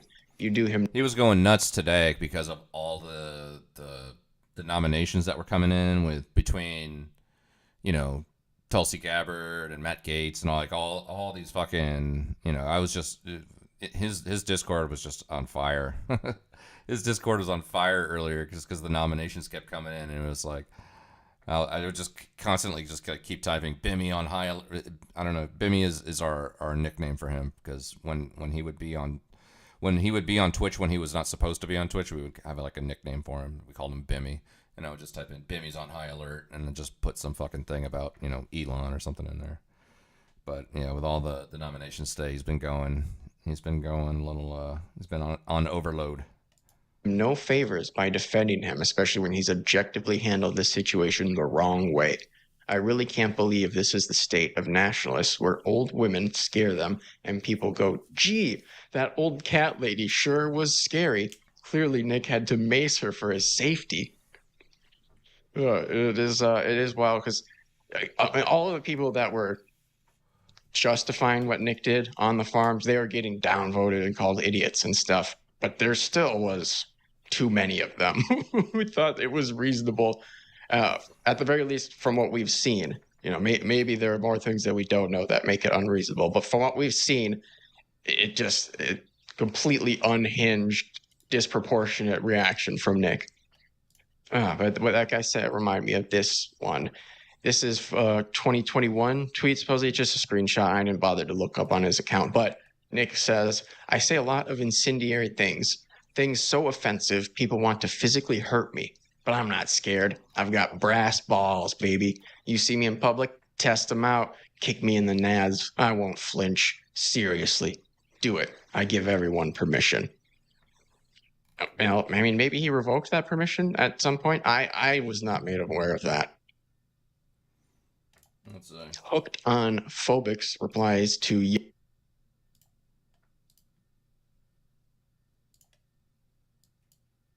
Donald Trump and me, or if you voted for Donald Trump and me, or if you voted for Donald Trump and voted It's all good. Democratic down ballot, I would really love to hear from you. This is not a place of judgment. I'm not gonna put your stuff on blast or anything like that or dunk on it. That's genuinely not the intent here. I actually want to learn from you. I want to hear what you were thinking. Mars has accepted my sacrifices and unleashes me. Yo, thank you. Following the update or whatever. Yeah, it's all good. Following Kamala Harris's decisive loss last week, Representative Ocasio-Cortez wanted to get some answers on how it could be that some of the voters in her district could cast their ballots for her, but vote for Donald Trump for president. Now, AOC's district swung to Trump by one of the highest margins among New York voters. And it's pretty big. It's a big deal. So in 2020, Trump won 22% of the vote in AOC's district compared to Joe Biden's 77%. Harris did not fare nearly as well. Support for Trump jumped to 33%. And support for Harris dropped to 65%. Now, AOC won overwhelmingly again last week. She's still very popular in her district. She earned about 68.9% of the vote. And that's just a slight dip from 2020 when she won 71.6% of the vote. Now, she complied and shared some of the responses that she got to her Instagram question. And here's what people told her. One person said, "It's real simple. Trump and you care for the working class." Another wrote, "Harris was more for rights than the economy. And when she talked about it, she didn't have a plan." Another person says, you are focused on the real issues people care about, similar to Trump populism in some ways.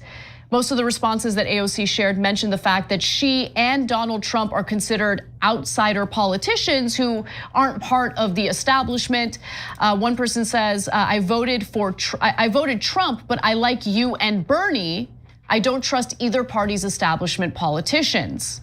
One other person says, you signified change, Trump signified change. I've said lately, Trump sounds more like you. And then in regard, this is so depressing because others said that their vote had to do with Gaza. And I definitely empathize. The whole situation in Gaza led me to absolutely despise the Biden administration, and that will never change. But Trump isn't gonna be any better, and I've always been real about that too. Nonetheless, one person wrote into AOC saying, I voted for Trump and you, not genocide Harris, Dems need Bernie. Another person says, Trump speaks of war as something that is bad. Democrats became the party that supports war. So Cenk. Yeah, so you know what I really wonder is if this is news to her. Because if it's not news to her and this is a way that she chose to highlight going populist and outsider, then it's actually really well played. Because it got a lot of press attention and who voted for AOC and Trump? Oh, that's such an interesting story, right? And so she framed that really well, and then she delivers a message that's important for mainstream media to hear, which is, yeah, it's populism, it's outsiders, and the message they most don't want to hear, which is that the country voted against them, the insiders, right? Both mainstream media and the Democratic establishment. So, but it's also possible that she didn't know that at all because she spent the last 6 years in Washington and has been consumed by that. And so it's like, oh wow, because we're both outsiders. Okay, I get it now. Because she's lived in that world she's been so ensconced in that bubble that she might not realize that at all. It might have been giant news to her. And honestly, I don't know which way it goes. But look, if she got to the right place and now realized it, either way, I'd like to give her more credit if it was like a piece of strategy, right? But either way, if she got here now, good. Now the next step is the most important step. Are you then going to follow up by challenging the establishment? Okay, that's a great question. And that's where I want to weigh in because AOC should see this and the reactions and responses that she received from her constituents as putting her on notice. Because especially in the last 2 years, AOC has been absorbed by the Democratic establishment. She has been willing to play ball with the Democratic establishment. I mean, and look, to be quite frank, AOC's previous reputation stays with her. And that previous reputation was that of a disruptor, an individual who's an outsider who has managed to infiltrate the establishment. But more and more, she has presented herself as part of the establishment, as someone who thinks that she can play ball with these corporate Democrats and somehow use that as a way of I'll be right back in 1 minute. influencing them and the policies that they end up passing. That doesn't work, it just doesn't. And so she should see this as a warning. If your constituents catch on to the fact that you're now, trying to play ball with the establishment Democrats, the corporate Democrats, they're gonna treat you the same way they treat other establishment Democrats. You get what I'm saying? Of course I do. I mean, look, in this case, I was there from the beginning, and I know that when we first started Just Democrats, and we heavily emphasized AOC, we all thought she was an outsider who was really brave and willing to take on the establishment. And then when she got elected, she did in the beginning, and she rejected money from Nancy Pelosi and did it without asking anyone else about it. And it was wonderfully brave and terrific. And then she did the sit-in in Nancy Pelosi's office, and she got intensely popular from being the outsider populist, right? And then from then on, a blip here and there where she would slightly disagree with her beloved colleagues in the Congress. They're so important. They go to lunch all the time. Their feelings are so precious. So she barely challenged them. She's been riding off that. And by the way, what has allowed her to ride that populist sentiment that she originally accumulated rightly, right? Because ironically, since she didn't question the establishment media were like, oh, good. Oh, she is a great outsider, because now they realize she's not doing much. She's not much of an outsider. So that's a perfect thing to have a symbol of change on the outside, continuity on the inside, right? So I know for a fact that she left that attitude behind, like basically fired everyone who was a populist inside her, congressional office, and decided to get comfortable. So if she gets her feelings hurt about that, that's okay. My job is truth telling. And another great thing for her is she could totally embarrass me and go back to being a populist and prove me wrong. Oh no, please don't embarrass Jay. Oh boy, I will be humiliated. No, and so please, can you now go back to fighting the establishment? And so the proof is gonna be in the pudding, guys. So when they come around, if she's like, oh, of course, Hakeem Jeffries, Chuck Schumer, wonderful leaders, they're terrific. I trust Hakeem. Trust Hakeem's my new thing, because trust Biden was, right? And we're going to just do resistance, fake resistance, not actually fighting your own party to get paid family leave pass, $15 minimum wage, all the things that they threw under the bus, and you didn't criticize them at all when they threw under the bus. So who's the real AOC? I don't know. I know who she used to be. Was a terrific person and a rebel and an outsider. I know who she is now, but who is she going to be in this next term and for the rest of her career? And that's going to be a pivotal question for her. And as she makes that decision, she should keep in mind that this election offered the strongest and sharpest rebuke of Democratic leadership that I've seen in my career in my adult life. Donald Trump won the popular vote. Like, let that sink in. That is sharp rebuke. Now, AOC also gave her own evaluations of the election, and she said something that I did not expect her to say, because she has definitely leaned into this brain rot. So one of her followers on Instagram asked, do you buy the argument that woke loses elections like saying Latinx? Let's hear what she had to say. Personally, I don't. I think that a lot of voters really don't like fake people, and they're sick and tired of fake politicians. And so what I actually think is worse is saying something you don't believe. And so if during the entire time in campaign season, you're saying that you're down with trans people or like the LGBT community, and then you lose an election, and then the next day you say all that stuff was wrong. I actually think what people are more upset about is someone was doing something they didn't believe and just saying something. I will say that I do think that there are some things that the left and that an activist left can do to ensure that they remain committed and disciplined, that we remain committed and disciplined to growing a mass movement. And there are pockets of the left that are sometimes the most amplified online that are built on a policing structure and culture. And those elements can drive people away, put them off, etc. I think we saw a lot of that this year. Yeah, you've been one of them. We've seen that from you. Like, what, are we gonna pretend like? Yeah, it's unbelievable. No, now I'm angry. Okay, what do you think set, like, part of what set me off in writing that tweet that upset so many people about the birthing person, like, first of all, you're starting to hear it in real life, like with doctors that you have to see, right? It's like, I've been seeing you forever, you know I'm a woman, like, okay. But then, as women are losing their reproductive rights, you have AOC using birthing persons, like in her tweets about it. No, that's what started the whole thing. She went on CNN and called them birthing persons, and then everybody pretended that she didn't. And that no one says it. So, okay, look, it was one of those phrases that she used. Look, first, again, fairest show in America. First, let me give her credit for something she's totally right about in that video. People do hate the fake politicians. And AOC appears more genuine. Bernie actually is more genuine. Rashida Tlaib is more genuine. And so that is very helpful. She's telling the Democratic Party something that's true, and they should listen to her about that. Now, when she starts saying, oh, people were policing language too much, are you really gonna pretend that wasn't you? Are you really gonna pretend that? Because look, guys, again, go back to the founding of Just Democrats. And the people who deserve a tremendous amount of credit that never get the credit, by the way, is the Young Turks audience that raised enough money so that they could win. So we weren't the only ones, but you were a huge part of that equation. And what you wanted was very clear because you signed petitions of the Progressive Pledge, etc. And what you wanted was economic populism.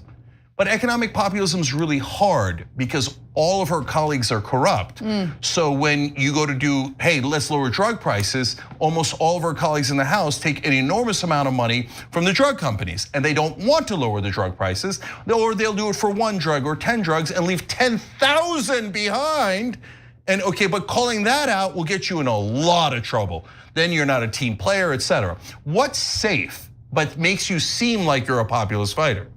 Oh, I'm gonna go woke left, I'm gonna go identitarian left. I'm fighting for all of the, these different ethnic groups and demographic groups, and I'm fighting against language that's hurtful, etc. The Democrats go, oh, that's great, that doesn't hurt your colleagues at all. That just starts a culture war that distracts people while we rob the place blind. That's actually helpful to the establishment Democrats and Republicans to start culture wars. And if she's pretending she didn't, okay. I mean, look, this one gets a little personal, but nevertheless, I've been fair to her, more than fair to her, throughout the entire thing. She was one of the people who helped to take me out of the Just Democrats when I founded the group, named the group, etc. Raised money for the group, gave tons of marketing to the group because of a joke I made about myself 20 years ago. Literally. Literally, okay? And she pretended that it was a joke against women. And she pretended that she was, I don't know, maybe she was deeply offended. And she thought hey, you know what? When you were a Republican, you made 1 joke or 2 jokes I didn't like, you should be canceled, right? Now, all of a sudden, she's not doing that. All of a sudden, she's the wise one telling people, don't do that kind of political correctness and cancel culture. We're building coalitions, Cenk. Yeah, really? All I've seen in this, look, man, we've empowered so many people through TYT, whether they were progressive politicians, progressive hosts, etc. Dozens and dozens, actually by now, hundreds of different candidates that we've held, different progressives online that we've helped. And what has been our thanks from people like AOC, the minute they make it to the top, they go, that's it, I'm not good. So now the new standard is, hey, can they withstand a Joe Rogan interview? Which, by the way, is the softest interview ever. No, they won't even go on independent media shows that are on their side. You know why? You wanna know why? Because they're embarrassed about their record and they can't defend it. If you said to me, flipped our positions, I'm in Congress and she's doing the Young Turks. Hey, are you afraid to go get challenged by AOC and Anna? You know me, I wouldn't be afraid because I'd be fighting for you guys. And I would love to defend my position, and you see me doing it now. I go on right-wing shows, I go on establishment shows, I go on every kind of show because we have a position to defend and we're proud of it, right?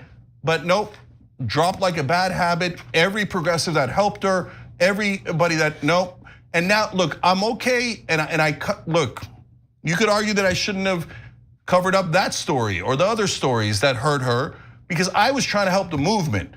I gave every opportunity, right? Please challenge the establishment. Please fight them. Please fight your colleagues. Please understand that your colleagues are not our allies.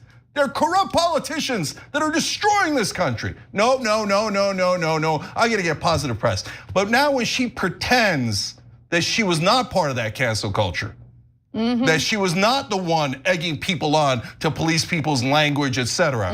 That's too much to bear. Sorry, that was not true at all. And it doesn't matter if she goes on whichever shows. Okay, keep going on CNN, keep your new establishment media friends.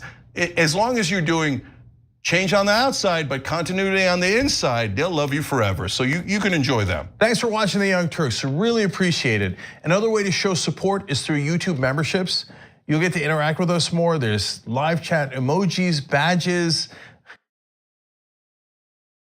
I'm straight up just saying we should not have women in combat roles. Just get rid of the UN. Just get rid of it It is a poisoned body. It is an anti-American, anti-Israel, anti-Semitic institution. AIPAC also is not an extreme right-wing pro-Israel group. This is the group that plays it down the middle as best they can, trying to create a bipartisan consensus of Republicans and Democrats. If you won't go to AIPAC, you are at some level anti-Israel or maybe anti-Semitic. I don't think I've washed my hands for 10 years. Really, I don't really wash my hands ever. Help me! No, I inoculate myself. Donald Trump took the nation by surprise when he chose Fox host and veteran Pete Hegseth as his Secretary of Defense. Now, given Hegseth's long on-air career, he has a pretty long history of saying some inflammatory and sometimes just plain weird comments like the ones that you just saw. So there's even more where that came from. So let's get to know Pete Hegseth a little better. So in the montage that you just are, or actually that you're about to watch, you'll see Hegseth defend Blackwater contractors found guilty of killing Iraqi civilians on purpose, call for a preemptive strike against North Korea.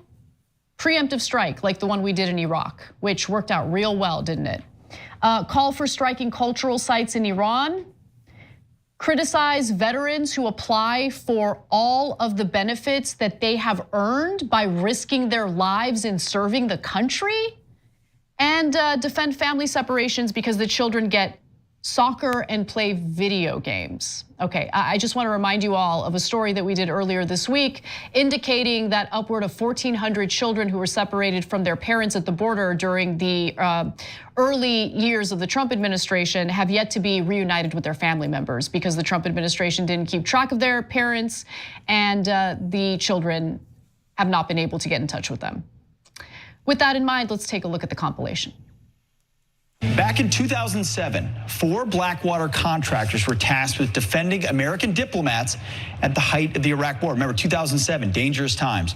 The men were found guilty of killing Iraqi civilians, but they maintained their innocence, saying they were ambushed. Another day on the job in Iraq. I was in Iraq 05-06. Encountered situations just like this. Split-second decisions, violence happened fast, enemy using nasty tactics. There's merit in a preemptive strike. If you got to do it right, it's got to be decisive. How comprehensive is that first strike capability? But history shows us that when you let dictators get the worst weapons in the world, they wield a ton of influence. And what about the history in North Korea? Has shown us that they're ever going to stop. If we're going to fight to prevent Iran from getting a nuclear bomb, this regime, then we need to rewrite the rules that are advantageous to us. I don't want to hit cultural sites on purpose, but if you're using one to harbor your most dangerous weapons, then that should be on the target list. And the president. So we're saying because we're enforcing laws on the books, temporarily separating kids from their parents who broke the law, by the way, by coming here illegally. And then while these kids are in temporary custody, they're getting school and soccer and video games and 3 squares and 2 snacks and plenty of sleep and lots of good. That's the same as exterminating 1.1 million Jews in gas chambers? I mean, like recycling. I want to see something real quick. I want to see. Does Iran use cultural sites to house weapons?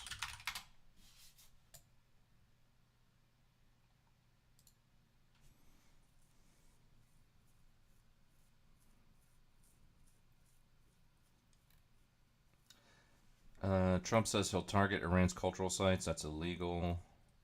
Trump's threat to target Iran's cultural heritage is illegal. Fox hosts claim without evidence Iran hides missiles at cultural sites.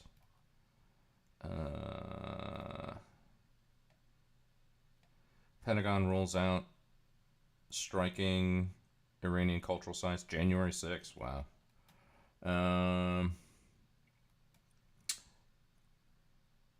Oh no, that's 2020.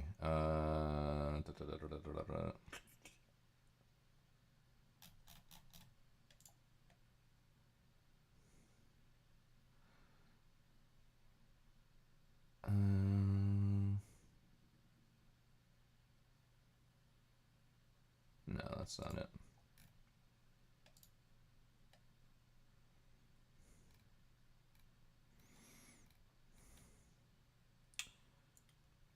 Iran's cultural heritage is suddenly a topic of urgent global interest after President Trump threatened to strike such sites if the country retaliates for the United States killing of General Qasem Soleimani last week.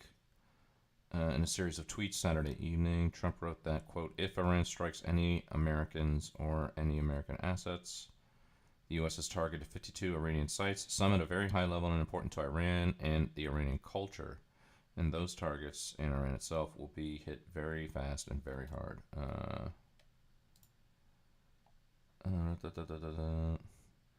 Iran's Foreign Minister Mohammad Javad Zarif tweeted that targeting Iranian cultural sites would be a war crime.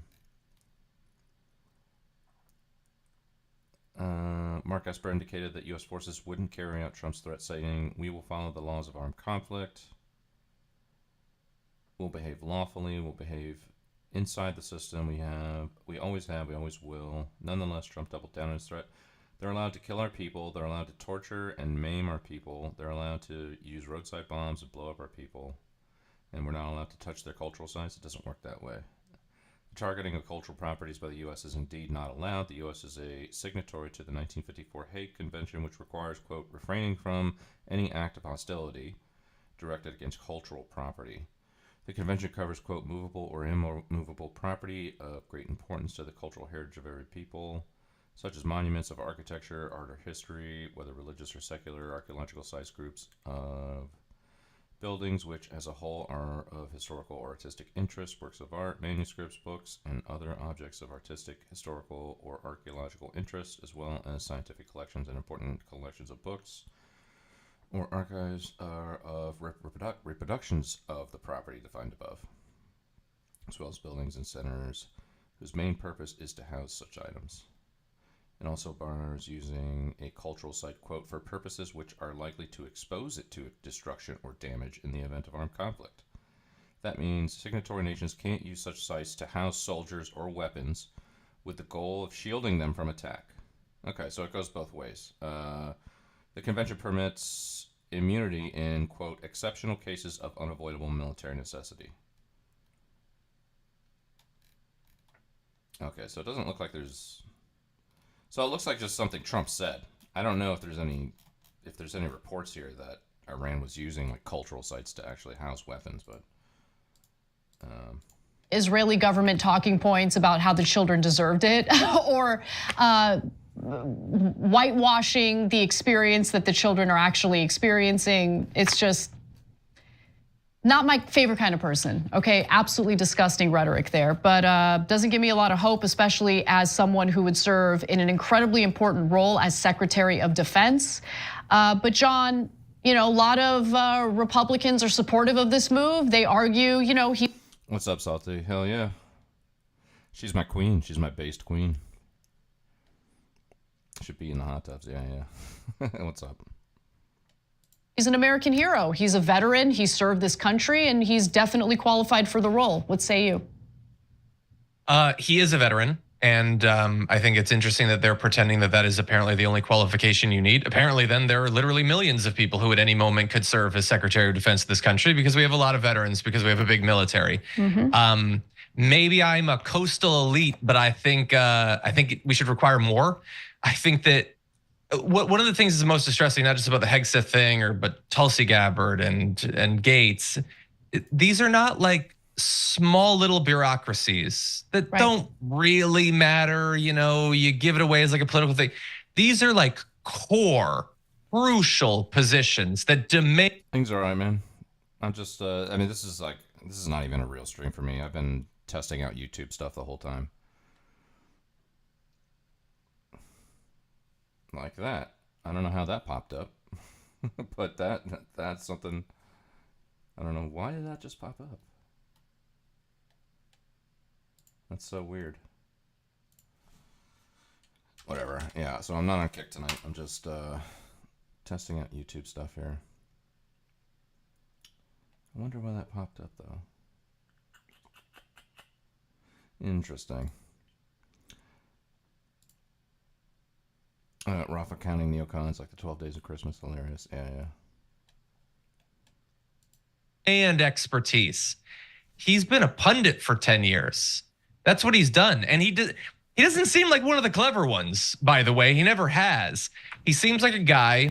Yeah, I usually stream on, I usually dual stream on Twitch and Kick, but I need to get my YouTube. I've just been using like my YouTube channel as like a, whenever I do video editing, I'll just use it as like storage for it and like just to have a link to it. But I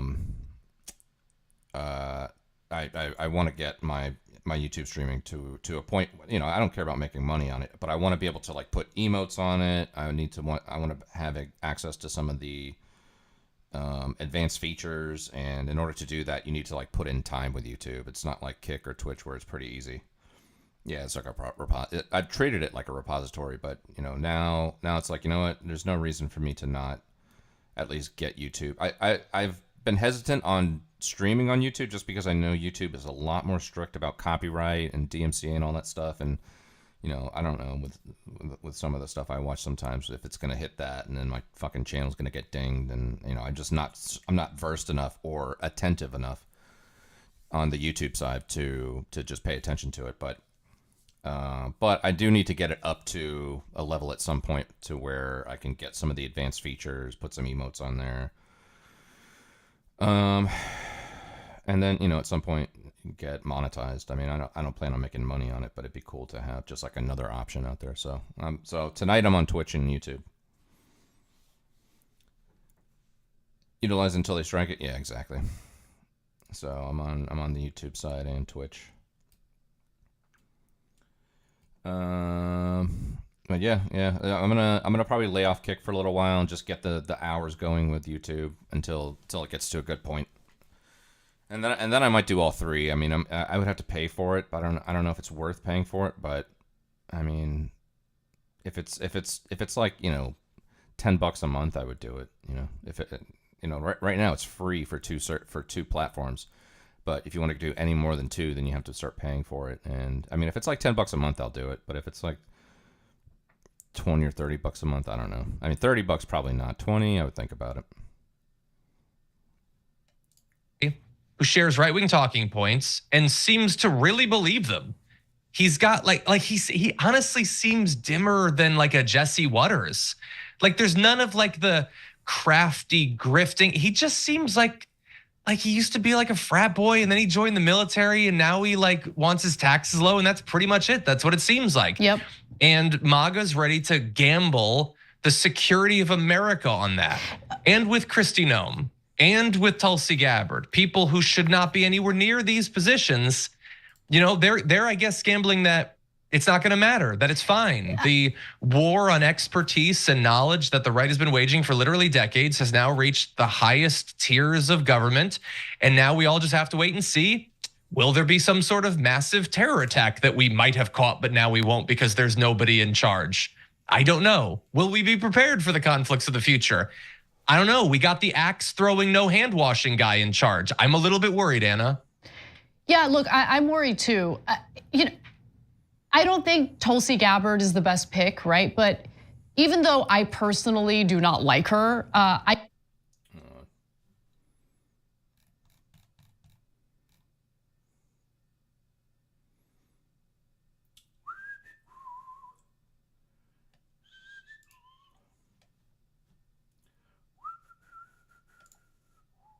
The 3 flag minimum? Yeah. I have a 3 flag minimum rule here. You got a 1, you got a 2, all right, and you got a 3. Bam!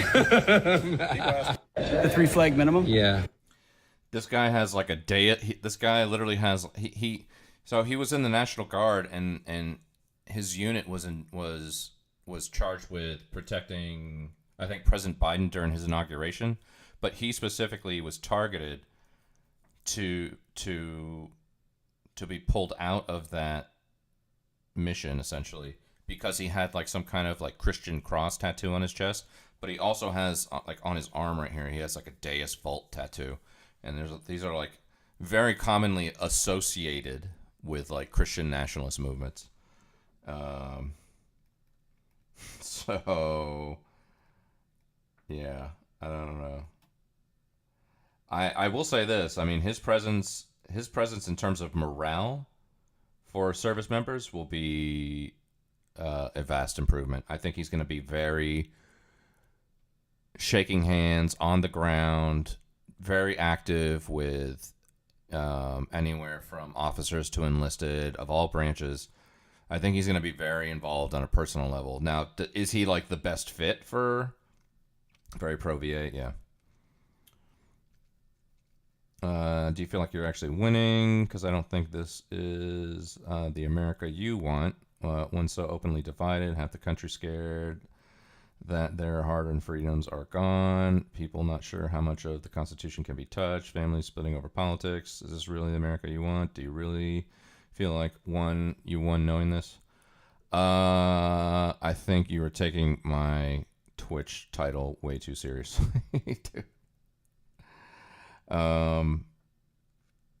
We talking about practice. What's up? How you doing? Welcome in. Look, family splitting over politics. Nobody wants that. Nobody wants that. But, we live in an incredibly divided time. Like I said, I don't think anything's fucking different from this election or any other election except for Donald Trump. And if people are splitting up because they just can't stand that fucking guy, I don't know what to say. I don't know what to say.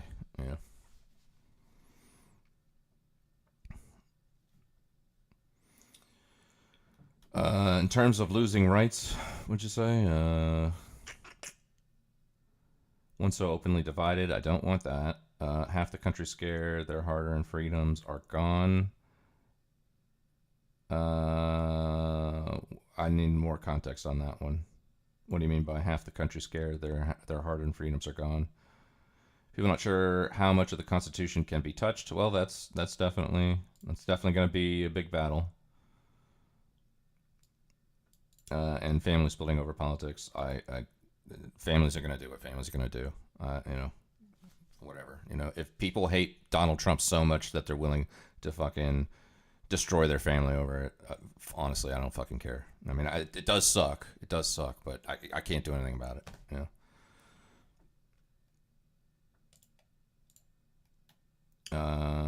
The freedom to be a libtard.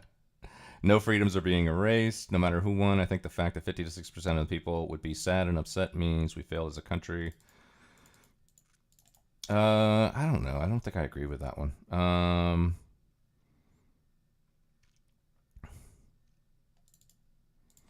Where's my optimistic and okay? Yeah. I hope the celebrities that say they are moving actually do, but they won't. No, I don't think they will either.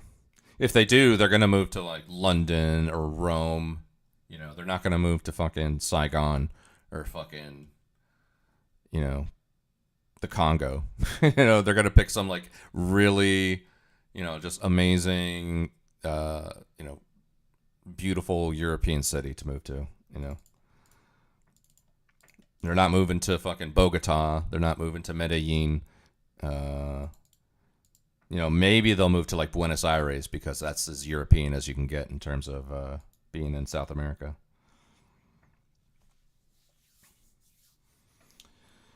Streisand said she was heading to England. Somebody said, so I saw this today. So fucking Oprah Winfrey, or not Oprah Winfrey, sorry. Whoopi Goldberg, obviously on The View, she was trying to like make the case that she's like just as relatable to working people as anybody else is. And when she did that on The View, and then they started talking about how unqualified all these people that are getting nominations for. Then fucking Joy Behar, or whatever the fuck her name is, was like, I mean, I'm just as qualified as any of these people. Where's my ambassadorship to Italy? Like, oh, okay. Yeah, you just want the glamorous fucking position, don't you? You can only reference something glamorous that you would like to do. Where was it?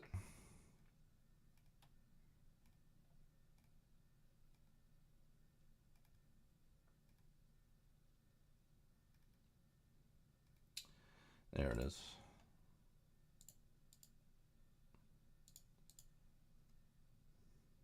There's the video. There was supposed to be a video for it, I think.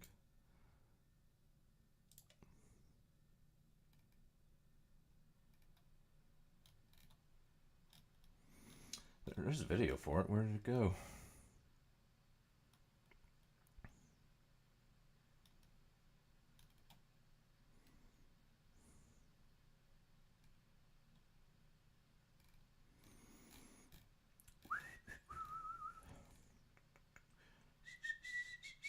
Is this it? Tulsi Gabbard, a Democrat, was just chosen by Trump to be his director of national intelligence. And most of you... No, that's not it.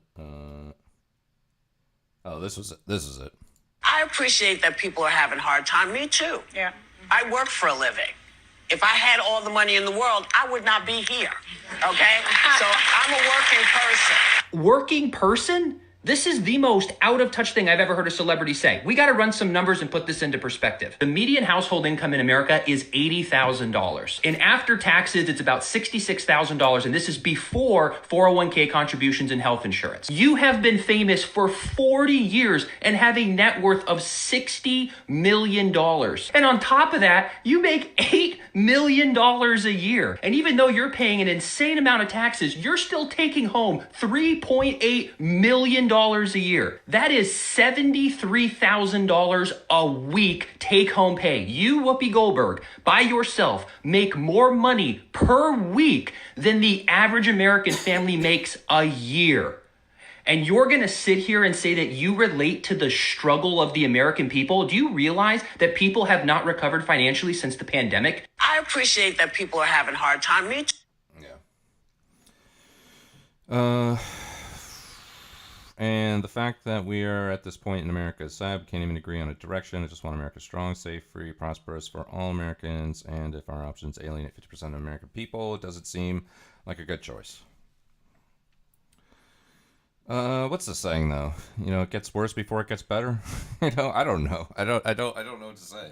I'm optimistic. I think right now what it is that we've ripped off this incredibly fucking giant Band-Aid and we're staring at an open wound. Right? And as when we stare at an open wound, you know, that sucks. It's like, oh man, I have to stare at this fucking open wound for a while. You know, but it'll heal. I mean, the world didn't end in 2016 to 2020. I don't know if it got better.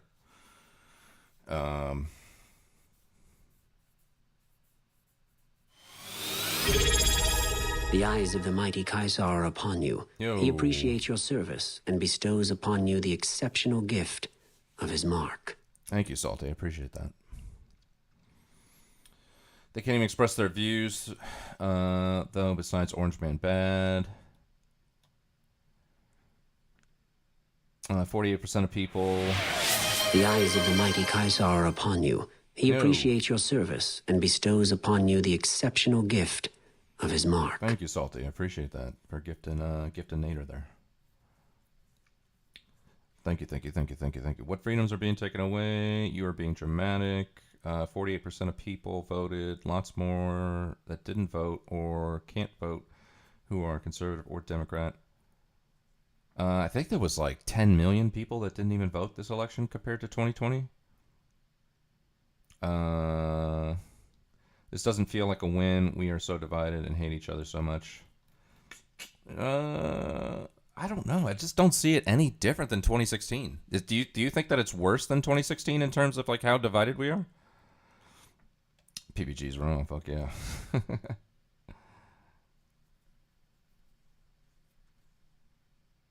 I'm talking about each election. Okay.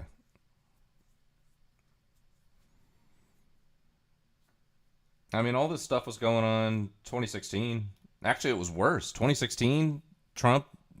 Well, look. I mean, in 2016, the protests were much larger. I've definitely seen some protests, but nothing to the extent that that we saw in 2016. People were hella split in 2020. Yeah, but you didn't see conservatives going around saying, if you voted for Joe Biden, then you're not my friend anymore. And if you're my cousin or my grandma, I disown you and I'm going to fucking break up our family. You didn't see any fucking Republicans doing that in 2020. Not one, dude. So I don't know. I don't know where the blame is supposed to lay on this, but in terms of like, you know, Biden winning an election, you know, obviously, you know, January 6th, storming the Capitol, all that stuff is bad. But you know, Republicans weren't taking to social media to tell us about how much they want to fucking, you know, ruin their friendships and relationships they've had their entire lives.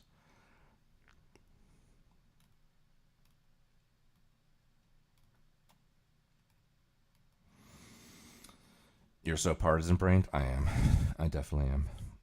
People got sent to prison in 2020. Not going to happen this time around for obvious reasons. Let's see. What else was there?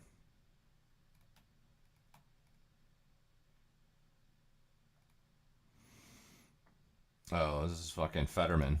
I mean, I would describe it as God tier level trolling to just trigger a full-on China syndrome to own the libs in perpetuity. I mean, I would describe.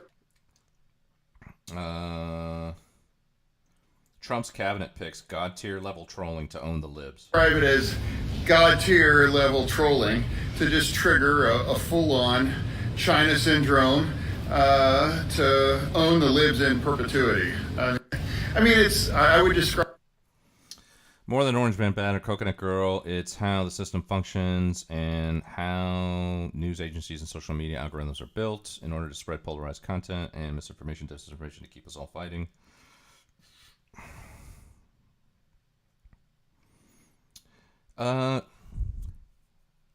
Yeah, I guess I don't disagree with that, but I don't know. I'm just not that pessimistic, and it has nothing to do with who I voted for.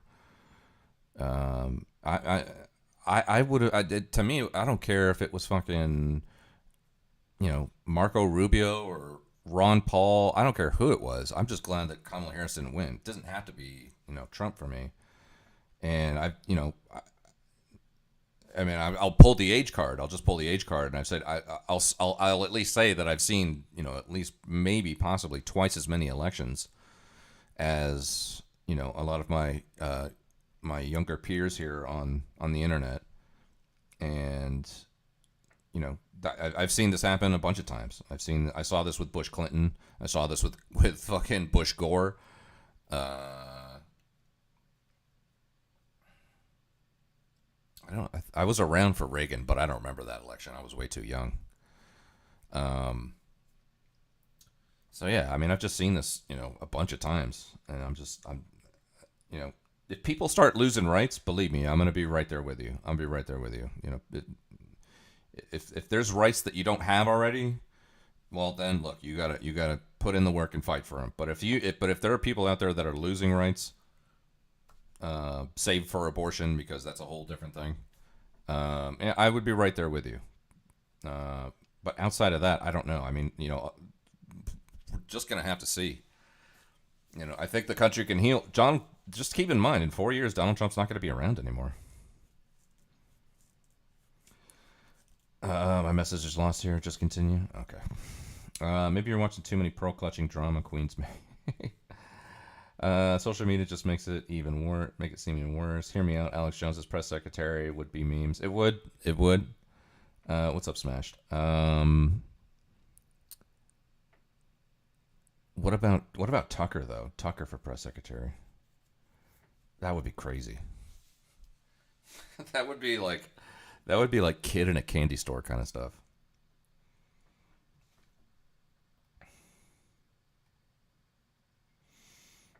Oh, you'll like this one at least.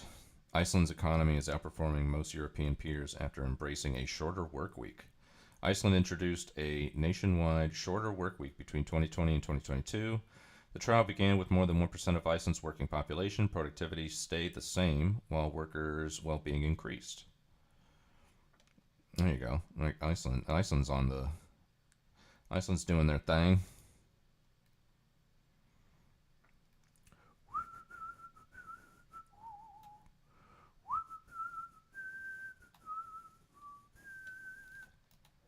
Is there another gets one?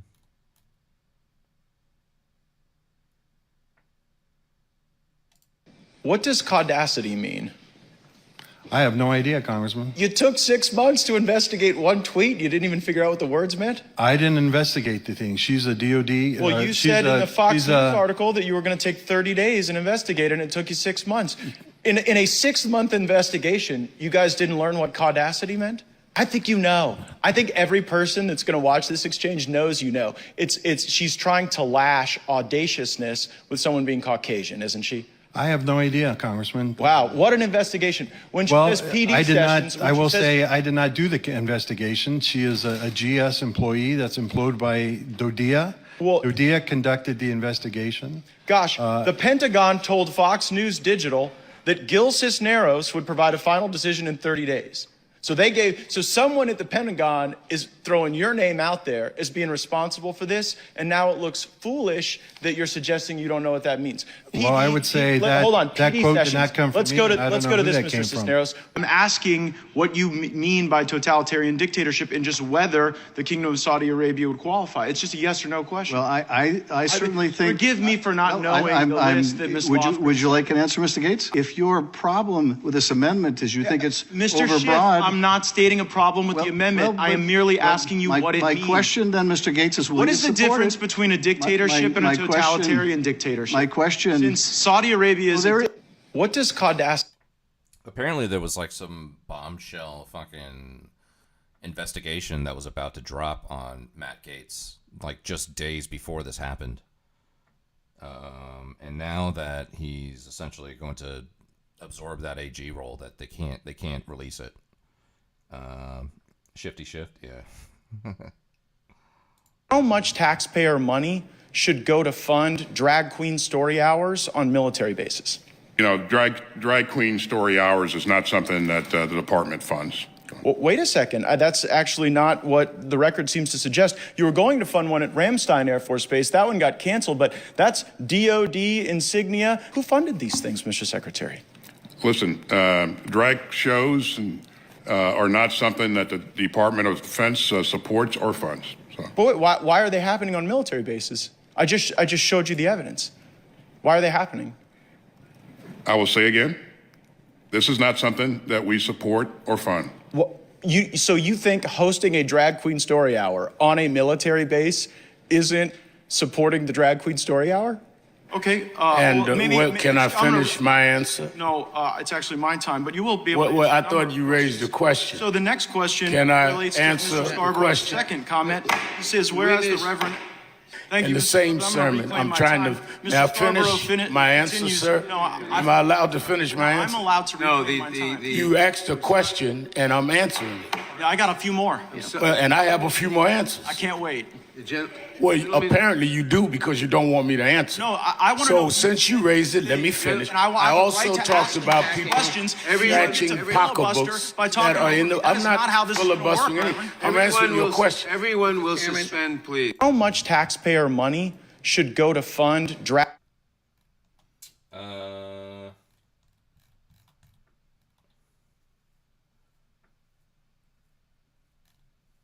What else is going on here?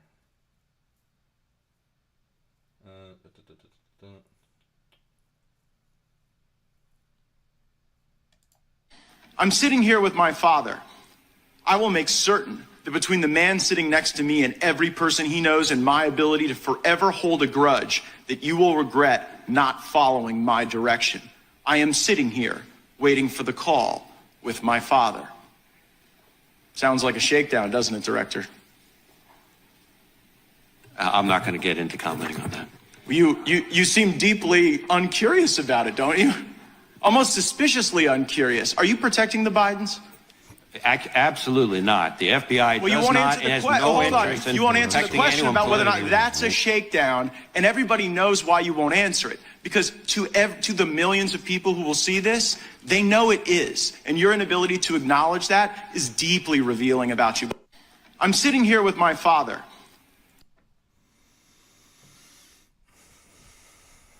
Well, speaking of like harsh times, Something Anoke was just talking about. I found out today that somebody that I work with is a conservative, and he's somebody who's really intelligent, and he's somebody who works in climate tech as a super smart guy, somebody I would never have thought was conservative, and apparently he is. And it's surprising, and it's disgusting. But what's most surprising to me is the level of sudden hatred that I have for him. Sudden hatred for this man who I used to respect suddenly just went boop, and I fucking hate him now. It's not about politics, it's about morals. And if you are not a person of morals and you are educated enough to fucking know better, I think I hate you. I know we still have to get through life with these people. Like, at the end of the day, I still work with this man, but I'm not gonna hate him. I'm sorry, I'm gonna fucking hate him now, and that's just how it is. And tolerant, take a hike, because when it comes down to morals and ethics and giving a fuck about other human beings, if you're smart enough to know better, you're educated enough to know better, you are exposed enough to other people in the world to fucking know better, and you're still okay with electing evil, I'm not okay with you. I found out today that somebody that... All right. Oh, the man, the myth, the legend. We need to repeal the 19th. I'm fine with women voting, but we would have to change the laws so that they would have to register for the selective service. I think you need skin in the game, selective service or not. That's my voting threshold.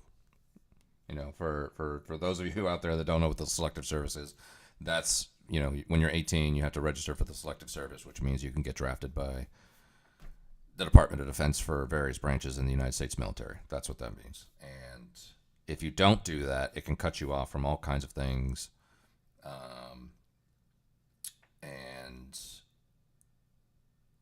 I think that, to me, that's like the threshold. So,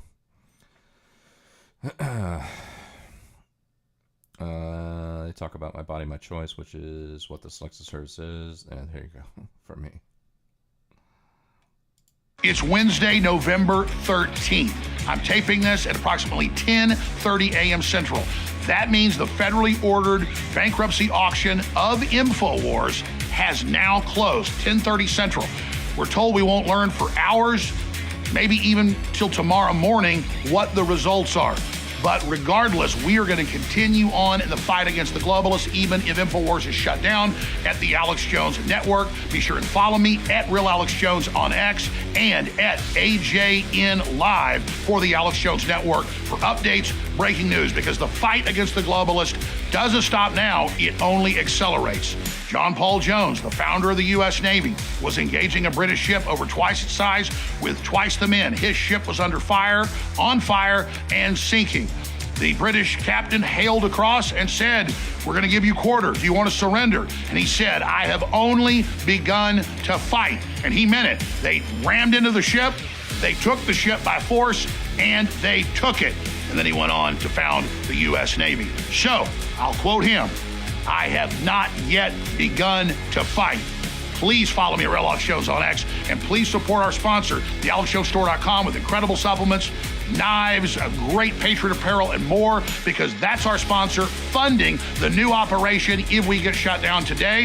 If we don't get shut down, we'll roll it all into InfoWars and fight the globalists that much stronger. The only way we lose is by giving up. We never surrender, and we're winning. We've turned the tide. So in the words of our great 47th president, fight, fight, fight!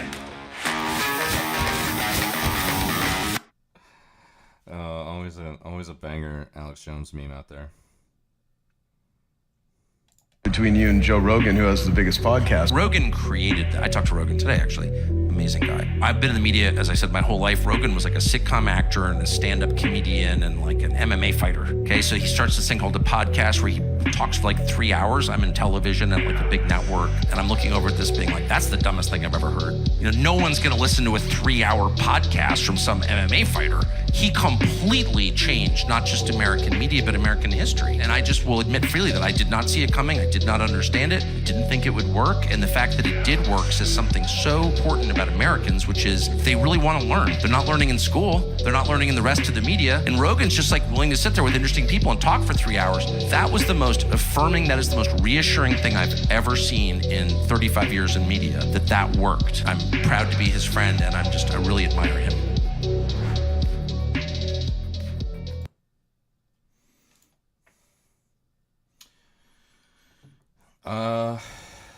Yeah, so Trump was in Washington today.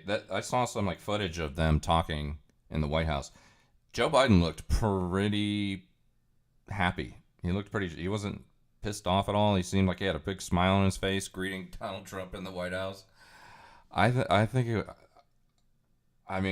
really think that Joe Biden wanted to stick it to the DNC. He just said, you know what, fuck you guys. I don't even care. He knows the game. He knows politics is politics. He knows that anything Donald Trump says on the campaign trail isn't meant to be fucking, intensely 100% personal. Right? Even in the debate, that's all the game. That's how the game works. And Joe Biden seemed pretty fine with receiving Donald Trump at the White House today. Lots of smiles. I really think he wanted. I think he wanted to stick it to the DNC and said, just give him a big fucking middle finger. And I think it worked. Convinced at this point Biden wanted Trump to win. Joe Biden was decked out in all red on election day. Oh yeah, this is them two sitting together, and it's just like fucking stone cold. This was on Veterans Day, I think.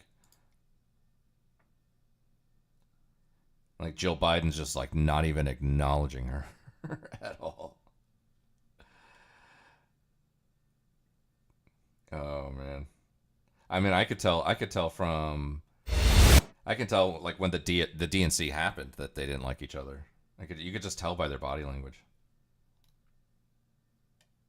Thank you, Mr. Speaker. I'm sure the Prime Minister and the whole House would wish to congratulate Donald Trump on his landslide victory last week. Is that Hold on. I will hear the question. Nigel. Thank you. But within a couple of days, we'd learned of a third assassination attempt. Charges have been laid, and behind it are Iran's Revolutionary Guards. Has the time not come, Prime Minister, to prescribe what is so obviously a terrorist organisation? And in doing so, not just do the right thing, but maybe mend some fences between this government and the incoming presidency of Donald Trump's, given that the whole of his cabinet have been so rude about him over the last few years? Well, I'm glad to see the honourable member making a rare appearance back here in Britain. He spent so much time in America recently. I was half expecting to see him on the immigration statistics when we see the next batch. But he may have missed. I did congratulate the incoming president last week. And we will work with him. The point he makes about Iran is a very serious point, and we will work across the House and with our allies on it. Obviously, on question of prescription, we keep them under review. Thank you. Thank you, Mr. Speaker. I'm sure the Prime Minister... I love the way the British Parliament works. It's very, it's very football. It's very team sports. Very, hey, oh. I love that shit. Nigel's such a beast. Yeah, I know. I love Nigel. Man, the days when Nigel was in the EU Parliament, those were just fucking chef's kiss. There's so many banger fucking videos out there from like 10 years ago. Especially in the years leading up to Brexit, man, there's just so many good Nigel videos out there. Kamala's probably doing the Bill Clinton with Jill Cottom. Yeah, maybe. I heard they were going to kick Biden. They were going to have an open primary for the candidate, but then he endorsed Harris out of spite. Oh, really? That is crazy. At least they can laugh. Yeah, exactly. Yeah, exactly. They don't, I mean, politics is a serious business, but at least they can find moments like that to have some back and forth, some banter. That's where the racial jungle comment came from. What is that? You talking about from Nigel back in the day, or back in the day? Biden was also a big dissenter against busing, I believe. Oh yeah, busing. Yeah. Well, I think even Kamala called him out for that in the debates back then. in 2020. Some lessons. It's been very interesting in recent days. This isn't like post-2016 at all. There actually haven't been as many complete meltdowns. And there's lots of reasons for that. But I'd like to think, putting a positive spin on it, is that one of them is that some of the Democrats and others have actually started to get the message. Maybe we shouldn't call the public garbage.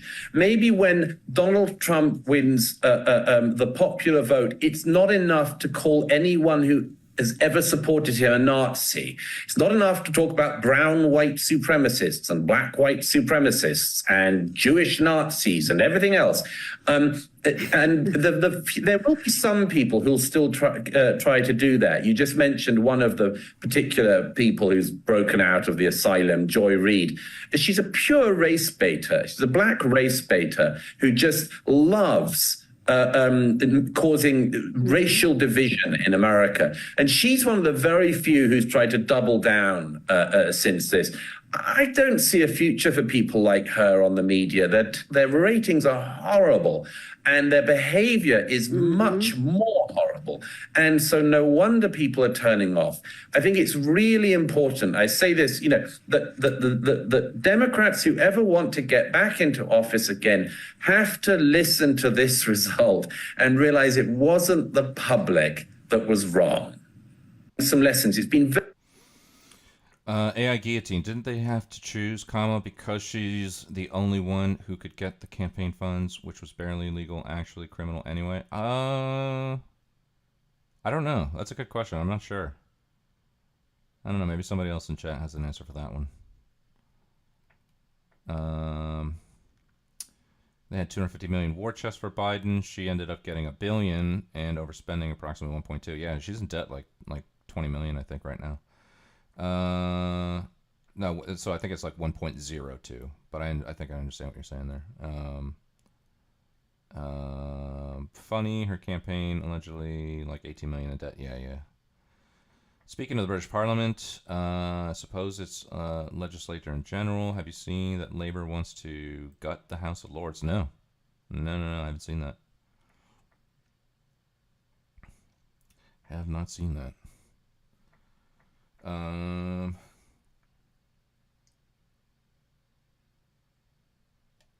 So this is the new SecDef right here.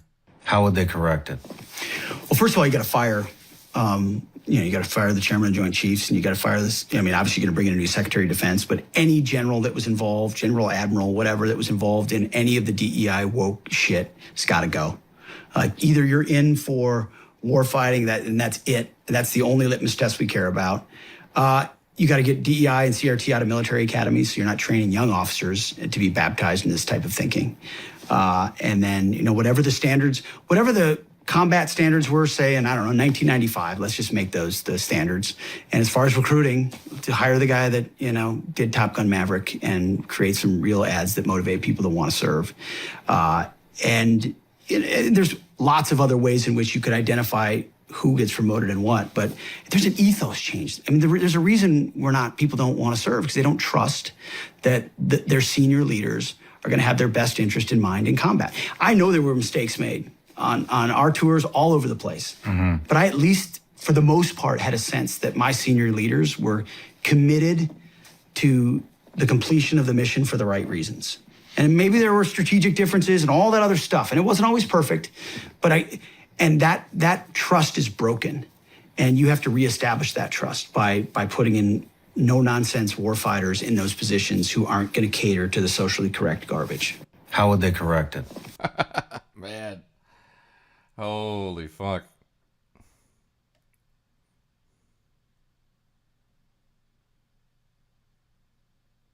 Oh, this is a banger fucking throwback right here.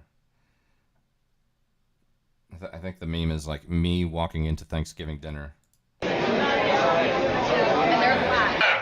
Me rolling up to Thanksgiving dinner. This is when Alex Jones walked right into a live taping of like an old school Young Turks episode. Oh, how's it going? Hey, Alex Jones, how you doing? Good to see you, man. You're looking sexy. All right. Hey, how's the revolution going? You guys starting the revolution? We are indeed, Alex. Here, look at this. I got a new shirt for you right here. It's rape. It's Bill Clinton that says rape. Oh, God, hide that immediately. That's the big no that Roger Stone's banned. All right, you want to take my show over? I'll take your show Sure, over. go ahead. Okay. Get up here Spencer, right now. didn't you already admit that? You're not piece afraid of him, crap? are you? You're not a piece afraid of him. crap. Get him in here. And first of all, Alex, this ain't your fucking show. I know. Hold on. We're against Saudi Arabia, you dumbass. We talk about that all the time. Oh, really? We talk about that all the time. You don't know shit. What do you think? The lizard people are in charge? No. Is that what you think? Hey, your pants are kicking your ass. He literally said, "What? Do you think the lizard people are in charge?" Is that what you think? You're the anti-liberal and you're pissed. Bullshit. We're being nice. Amazing. Jimmy Dore spin on it. Interesting how Kamala won 12 of the 14 states with no voter ID laws. One she lost was PA. They didn't expect the Amish vote there. Yeah. I saw the. There was a meme. I have a meme of that. I think actually Elon Musk tweeted that out. He was like, that's interesting, isn't it?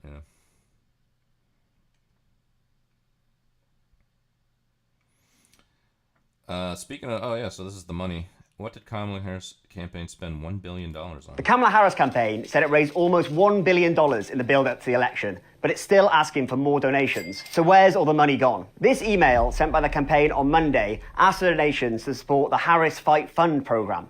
It suggests some of that money would go to help recounts or certain legal challenges for Democrats in tight House and Senate races. The majority of the money spent during the campaign has gone to a flood of ads, more than $680 million, according to openly available data published by the Federal Election Commission. A lot of it has also gone towards running a huge campaign operation, with almost $45 million spent on paying staff. And around $50 million has been spent on travel and events. But these numbers only run up until October. We don't have an exact breakdown of spending after that yet. Team Harris's fundraising total is a lot more than Team Trump's, who say they've raised about $390 million. We have asked the Harris team how much money they have left, but we're yet to get a response. US elections are never cheap, but Harris's campaign is set to be the most expensive loss on record. The Kamala Harris campaign...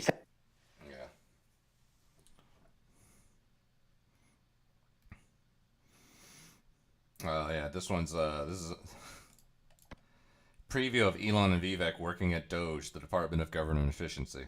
Ministerio de Turismo y Deporte, afuera. Ministerio de Cultura, afuera. Ministerio de Ambiente y Desarrollo Sostenible, afuera. Ministerio de las Mujeres y Género y Diversidad, afuera. Ministerio de Obras Públicas, afuera. Aunque te resistas. Ministerio de Ciencia y Tecnología e Innovación, afuera. Ministerio de Trabajo, Empleo y Seguridad Social, afuera. Ministerio de Educación, Adoctrinamiento, afuera. Ministerio de Transporte, afuera. Ministerio de Salud, afuera. Ministerio de Desarrollo Social, afuera. Se acabó el curro de la política. ¡Viva la libertad, carajo! Oh, man.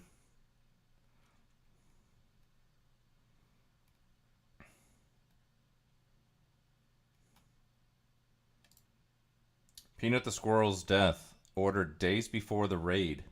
Rabies test is negative. Peanut the Squirrel is officially in the clear, testing negative for the rabies after his death. But get this, it's also emerged that both he and Fred the Raccoon were set for the chopping block days before they were seized in a raid. And their owner is absolutely livid over it. So they didn't even have fucking rabies. Justice for Peanut. Yeah, exactly. Yeah. That is a crazy story. Donald Trump just announced that he will be launching the DOGE department. This is not a joke, it is not a drill. This is the Department of Government Efficiency, which will be led by Elon Musk and Vivek Ramaswamy. He said in a statement, "I am pleased to announce that the great Elon Musk, working in conjunction with the American patriot Vivek Ramaswamy, will lead the Department of Government Efficiency, parentheses, DOGE. Together, these two wonderful Americans will pave the way for my administration to dismantle government bureaucracy, slash excess regulations, cut wasteful expenditures, and restructure federal agencies, essential to the Save America movement." And there you have it. Elon Musk got his DOGE department. Follow me here for updates. Look, I don't know. Does anybody out there own Doge? I bought 10,000 Doge back when it was half a penny, like 3 years ago. And I still have it. And, you know, obviously, I had it even through the whole Elon Musk going on SNL and it going up all the way to 70 cents. And I kept it. I said, fuck it, I'm just going to keep it. And then it went all the way back down for years and traded anywhere between 5 and 10 cents over the past year or two. And right now, I think it's up like 40 cents, somewhere between 30 and 40 or 45 cents or something like that. I'm loving it. I want this Doge department to be fucking amazing, so I can finally, now that I'm outside of the short-term capital gains fucking situation, I can fucking finally sell my Doge once it fucking it must take off. This department, if this department does well, and like Tesla starts taking fucking Doge as payment and shit like that, I'm gonna be fucking amazingly happy. 40 cents, yeah. It's trading at 40 cents now. I bought it when it was half a penny, years ago, back during like GameStop and all that. And I have 10,000. I bought it for $50. $50. I bought 10,000 Doge for $50, and now it's worth like, I don't know, $4,000 or something like that. So yeah, I'm really hoping for I'm hoping for some nice gains on it.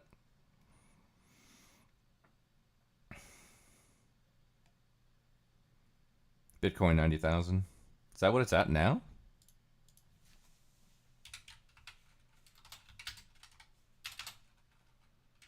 Holy shit. It is, yeah. It was at like 70 something during the election. Damn.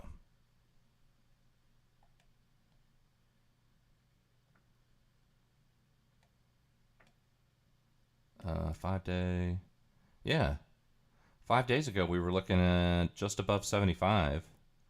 Now we're at 90. Jesus, man. I saw an interview with Michael Saylor today where he forecasted, what did he say? I think he said something like, in the next 13 years, it'll be worth... No. He said, in the next decade or two, it'll be worth 13 million each. Something like that. I mean, Michael Saylor is like fucking, fucking whatever. I mean, a lot of people have different opinions about him. I don't know too much about him. I just know that he's heavily invested in Bitcoin. Wish I had held on to my Bitcoin, but at the same time, when I sold it, helped kickstart me getting into rental properties. Yeah. One of my brothers, he bought Bitcoin, back in like 2012 or 2013 for pennies on the dollar, and he used to buy Domino's pizza with it. Or he used to like pay his buddies back for buying Domino's when they were fucking hanging out or something like that. And he said he had a bunch of Bitcoin back in the day, and he just, they just traded it around for pizza. I had 30 Bitcoin worth of baseball parlays one day, but of course I had degened them all away. Oh, yeah. Had people telling me about ETH before it exploded. Yeah, I bought 100 coins for $1 each, sold it when it hit about 30K. Oh, wow. I mean, I can't blame you. I wouldn't blame you. You gotta. At some point, you gotta realize your profits. Senator Rubio, will you call for No, I will not. On the contrary. Rubio, are you filming it? Wait, I want you guys to get this. I want them to destroy every element of Hamas they can get their hands on. These people are vicious animals who did horrifying crimes. And I hope you guys post that. And what about the civilians that are being killed every day? Hamas should stop hiding behind civilians, putting civilians in the way. Hamas knew that this was going to lead to this. So Hamas should stop building their military installations underneath hospitals. So you don't care that 15,000 have died? You don't care about the babies that are being killed every day? I think it's horrifying. I think it's terrible, and I think Hamas is 100% to blame. That's what I think. Make sure you post that, please. Senator Rubio, will you call for No, I will not. On the contrary. Rubio, are you filming it? Wait, I want you guys to get this. I want them to destroy every element of Hamas they can get their hands on. These people are vicious animals who did horrifying crimes. And I hope you guys post that. And what about the civilians that are being killed every day? Hamas should stop hiding behind civilians, putting civilians in the way. Hamas knew that this was going to lead to this. So Hamas should stop building their military installations underneath hospitals. So you don't care that 15,000 have died? You don't care about the babies that are being killed every day? I think it's horrifying. I think it's terrible, and I think Hamas is 100% to blame. That's what I think. Make sure you post that, please. Jesus Christ. That was incredibly intentional. Make sure you post.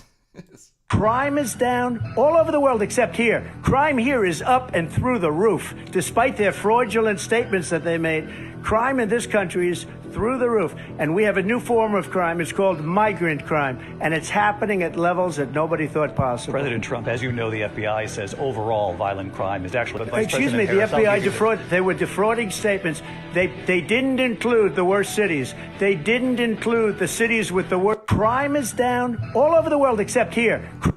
I mean, it says apparently the FBI has updated the crime statistics showing that violent crime has gone through the roof and not decreased.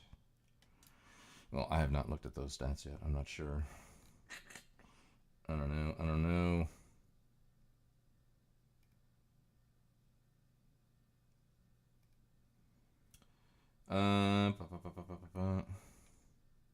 Did you see this video? This is at the border.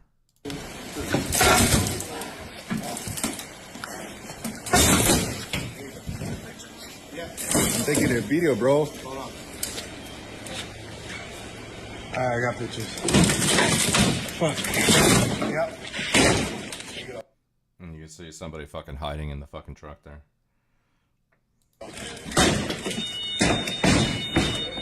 Oh, wait. It's crazy. See the photos we posted in Bimmy's Discord in the Liberal channel? No, I did see that. Yes. I did see that. Finally, Mars has accepted my sacrifices and unleashes me. Yo, thank you. We talk about practice. For the follow. Welcome to the Legion. Thank you. What was it? It was a very lewd AI-generated picture of Donald Trump and Kamala Harris engaged in some kind of activity. That's what it was. I think on it. Look, you know, far be it for me to tell somebody how to run their Discord, and far be it for me to, you know, fucking tell anybody else what to post. But I think that kind of stuff should be for like a not safe for work channel. I don't think that should just be like right in the general. I mean, that was in the liberal channel and also in the general channel. So yeah, you know, I saw those and I was like, oh, whoa, did not expect to see that scrolling through. There should be, so Bimmy needs to start a not safe for work channel. Because that's definitely where those pictures belong for sure. We were trolling him with it. Yeah, I know. Well, multiple. It was a bunch of you guys did. Just like one after the other posting it, you know.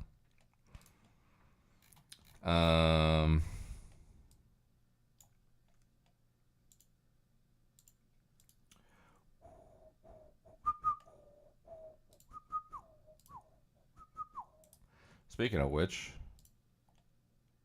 qualifications. I mean, he's a veteran, but really his only real qualification for Trump is that he was a Fox News pundit. And now he's going to be made head of the U.S. military, head of the Pentagon. The only reason Donald Trump chose him is because he was on Fox News for a long time, and and I quote, he looks good for the job. I'm quoting Trump. I'm not quoting anybody else. I quote, he looks good for the job. Here is a clip of the future defense. Classic Bimmy stream going on right now.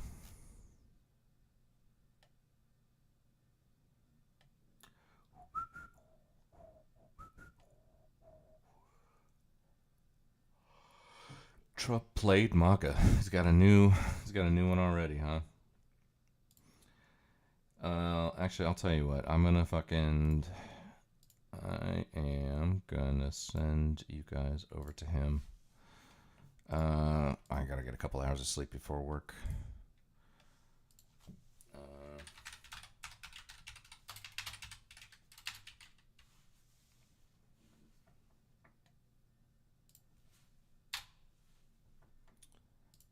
Is he already kicked off? What is this? Trump 2Ps.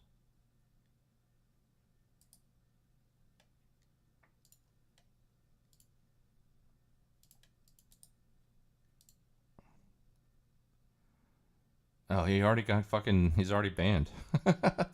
He already got banned. Holy shit. Okay, well. I can't raid you into him, but I will raid you into Rezi. Rezi's actually going over that David Pakman stuff we were talking about earlier. If you want to go, I might hang out in Bimmy's chat for a little bit on Kick. So, if you're on Kick, go over to Political Understander and hang out with him. I might be there for a little bit. But in the meantime, I'll send you over to Rezi. Rezi's talking shop. He's talking politics right now, so should be fun. And Rezi's a really cool guy. I will try to be on tomorrow. We'll see what's going on. Thank you again. Thank you to Salty for all of the subs. I really appreciate it. Thank you to Practice for the follow. Shang, fucking NOK, Salty, AI Guillotine, everybody. I appreciate it. I'll see you later. Peace. Into government bureaucracy. I would have thought that's very popular, isn't it? Yo, it's so funny. A Department for Government Efficiency. Legate. Lanius. Good afternoon, love you. Welcome in. We're watching the Piers thing with Woo, okay? We're watching the Piers thing with Woo. This is just brain damage. I'm just causing myself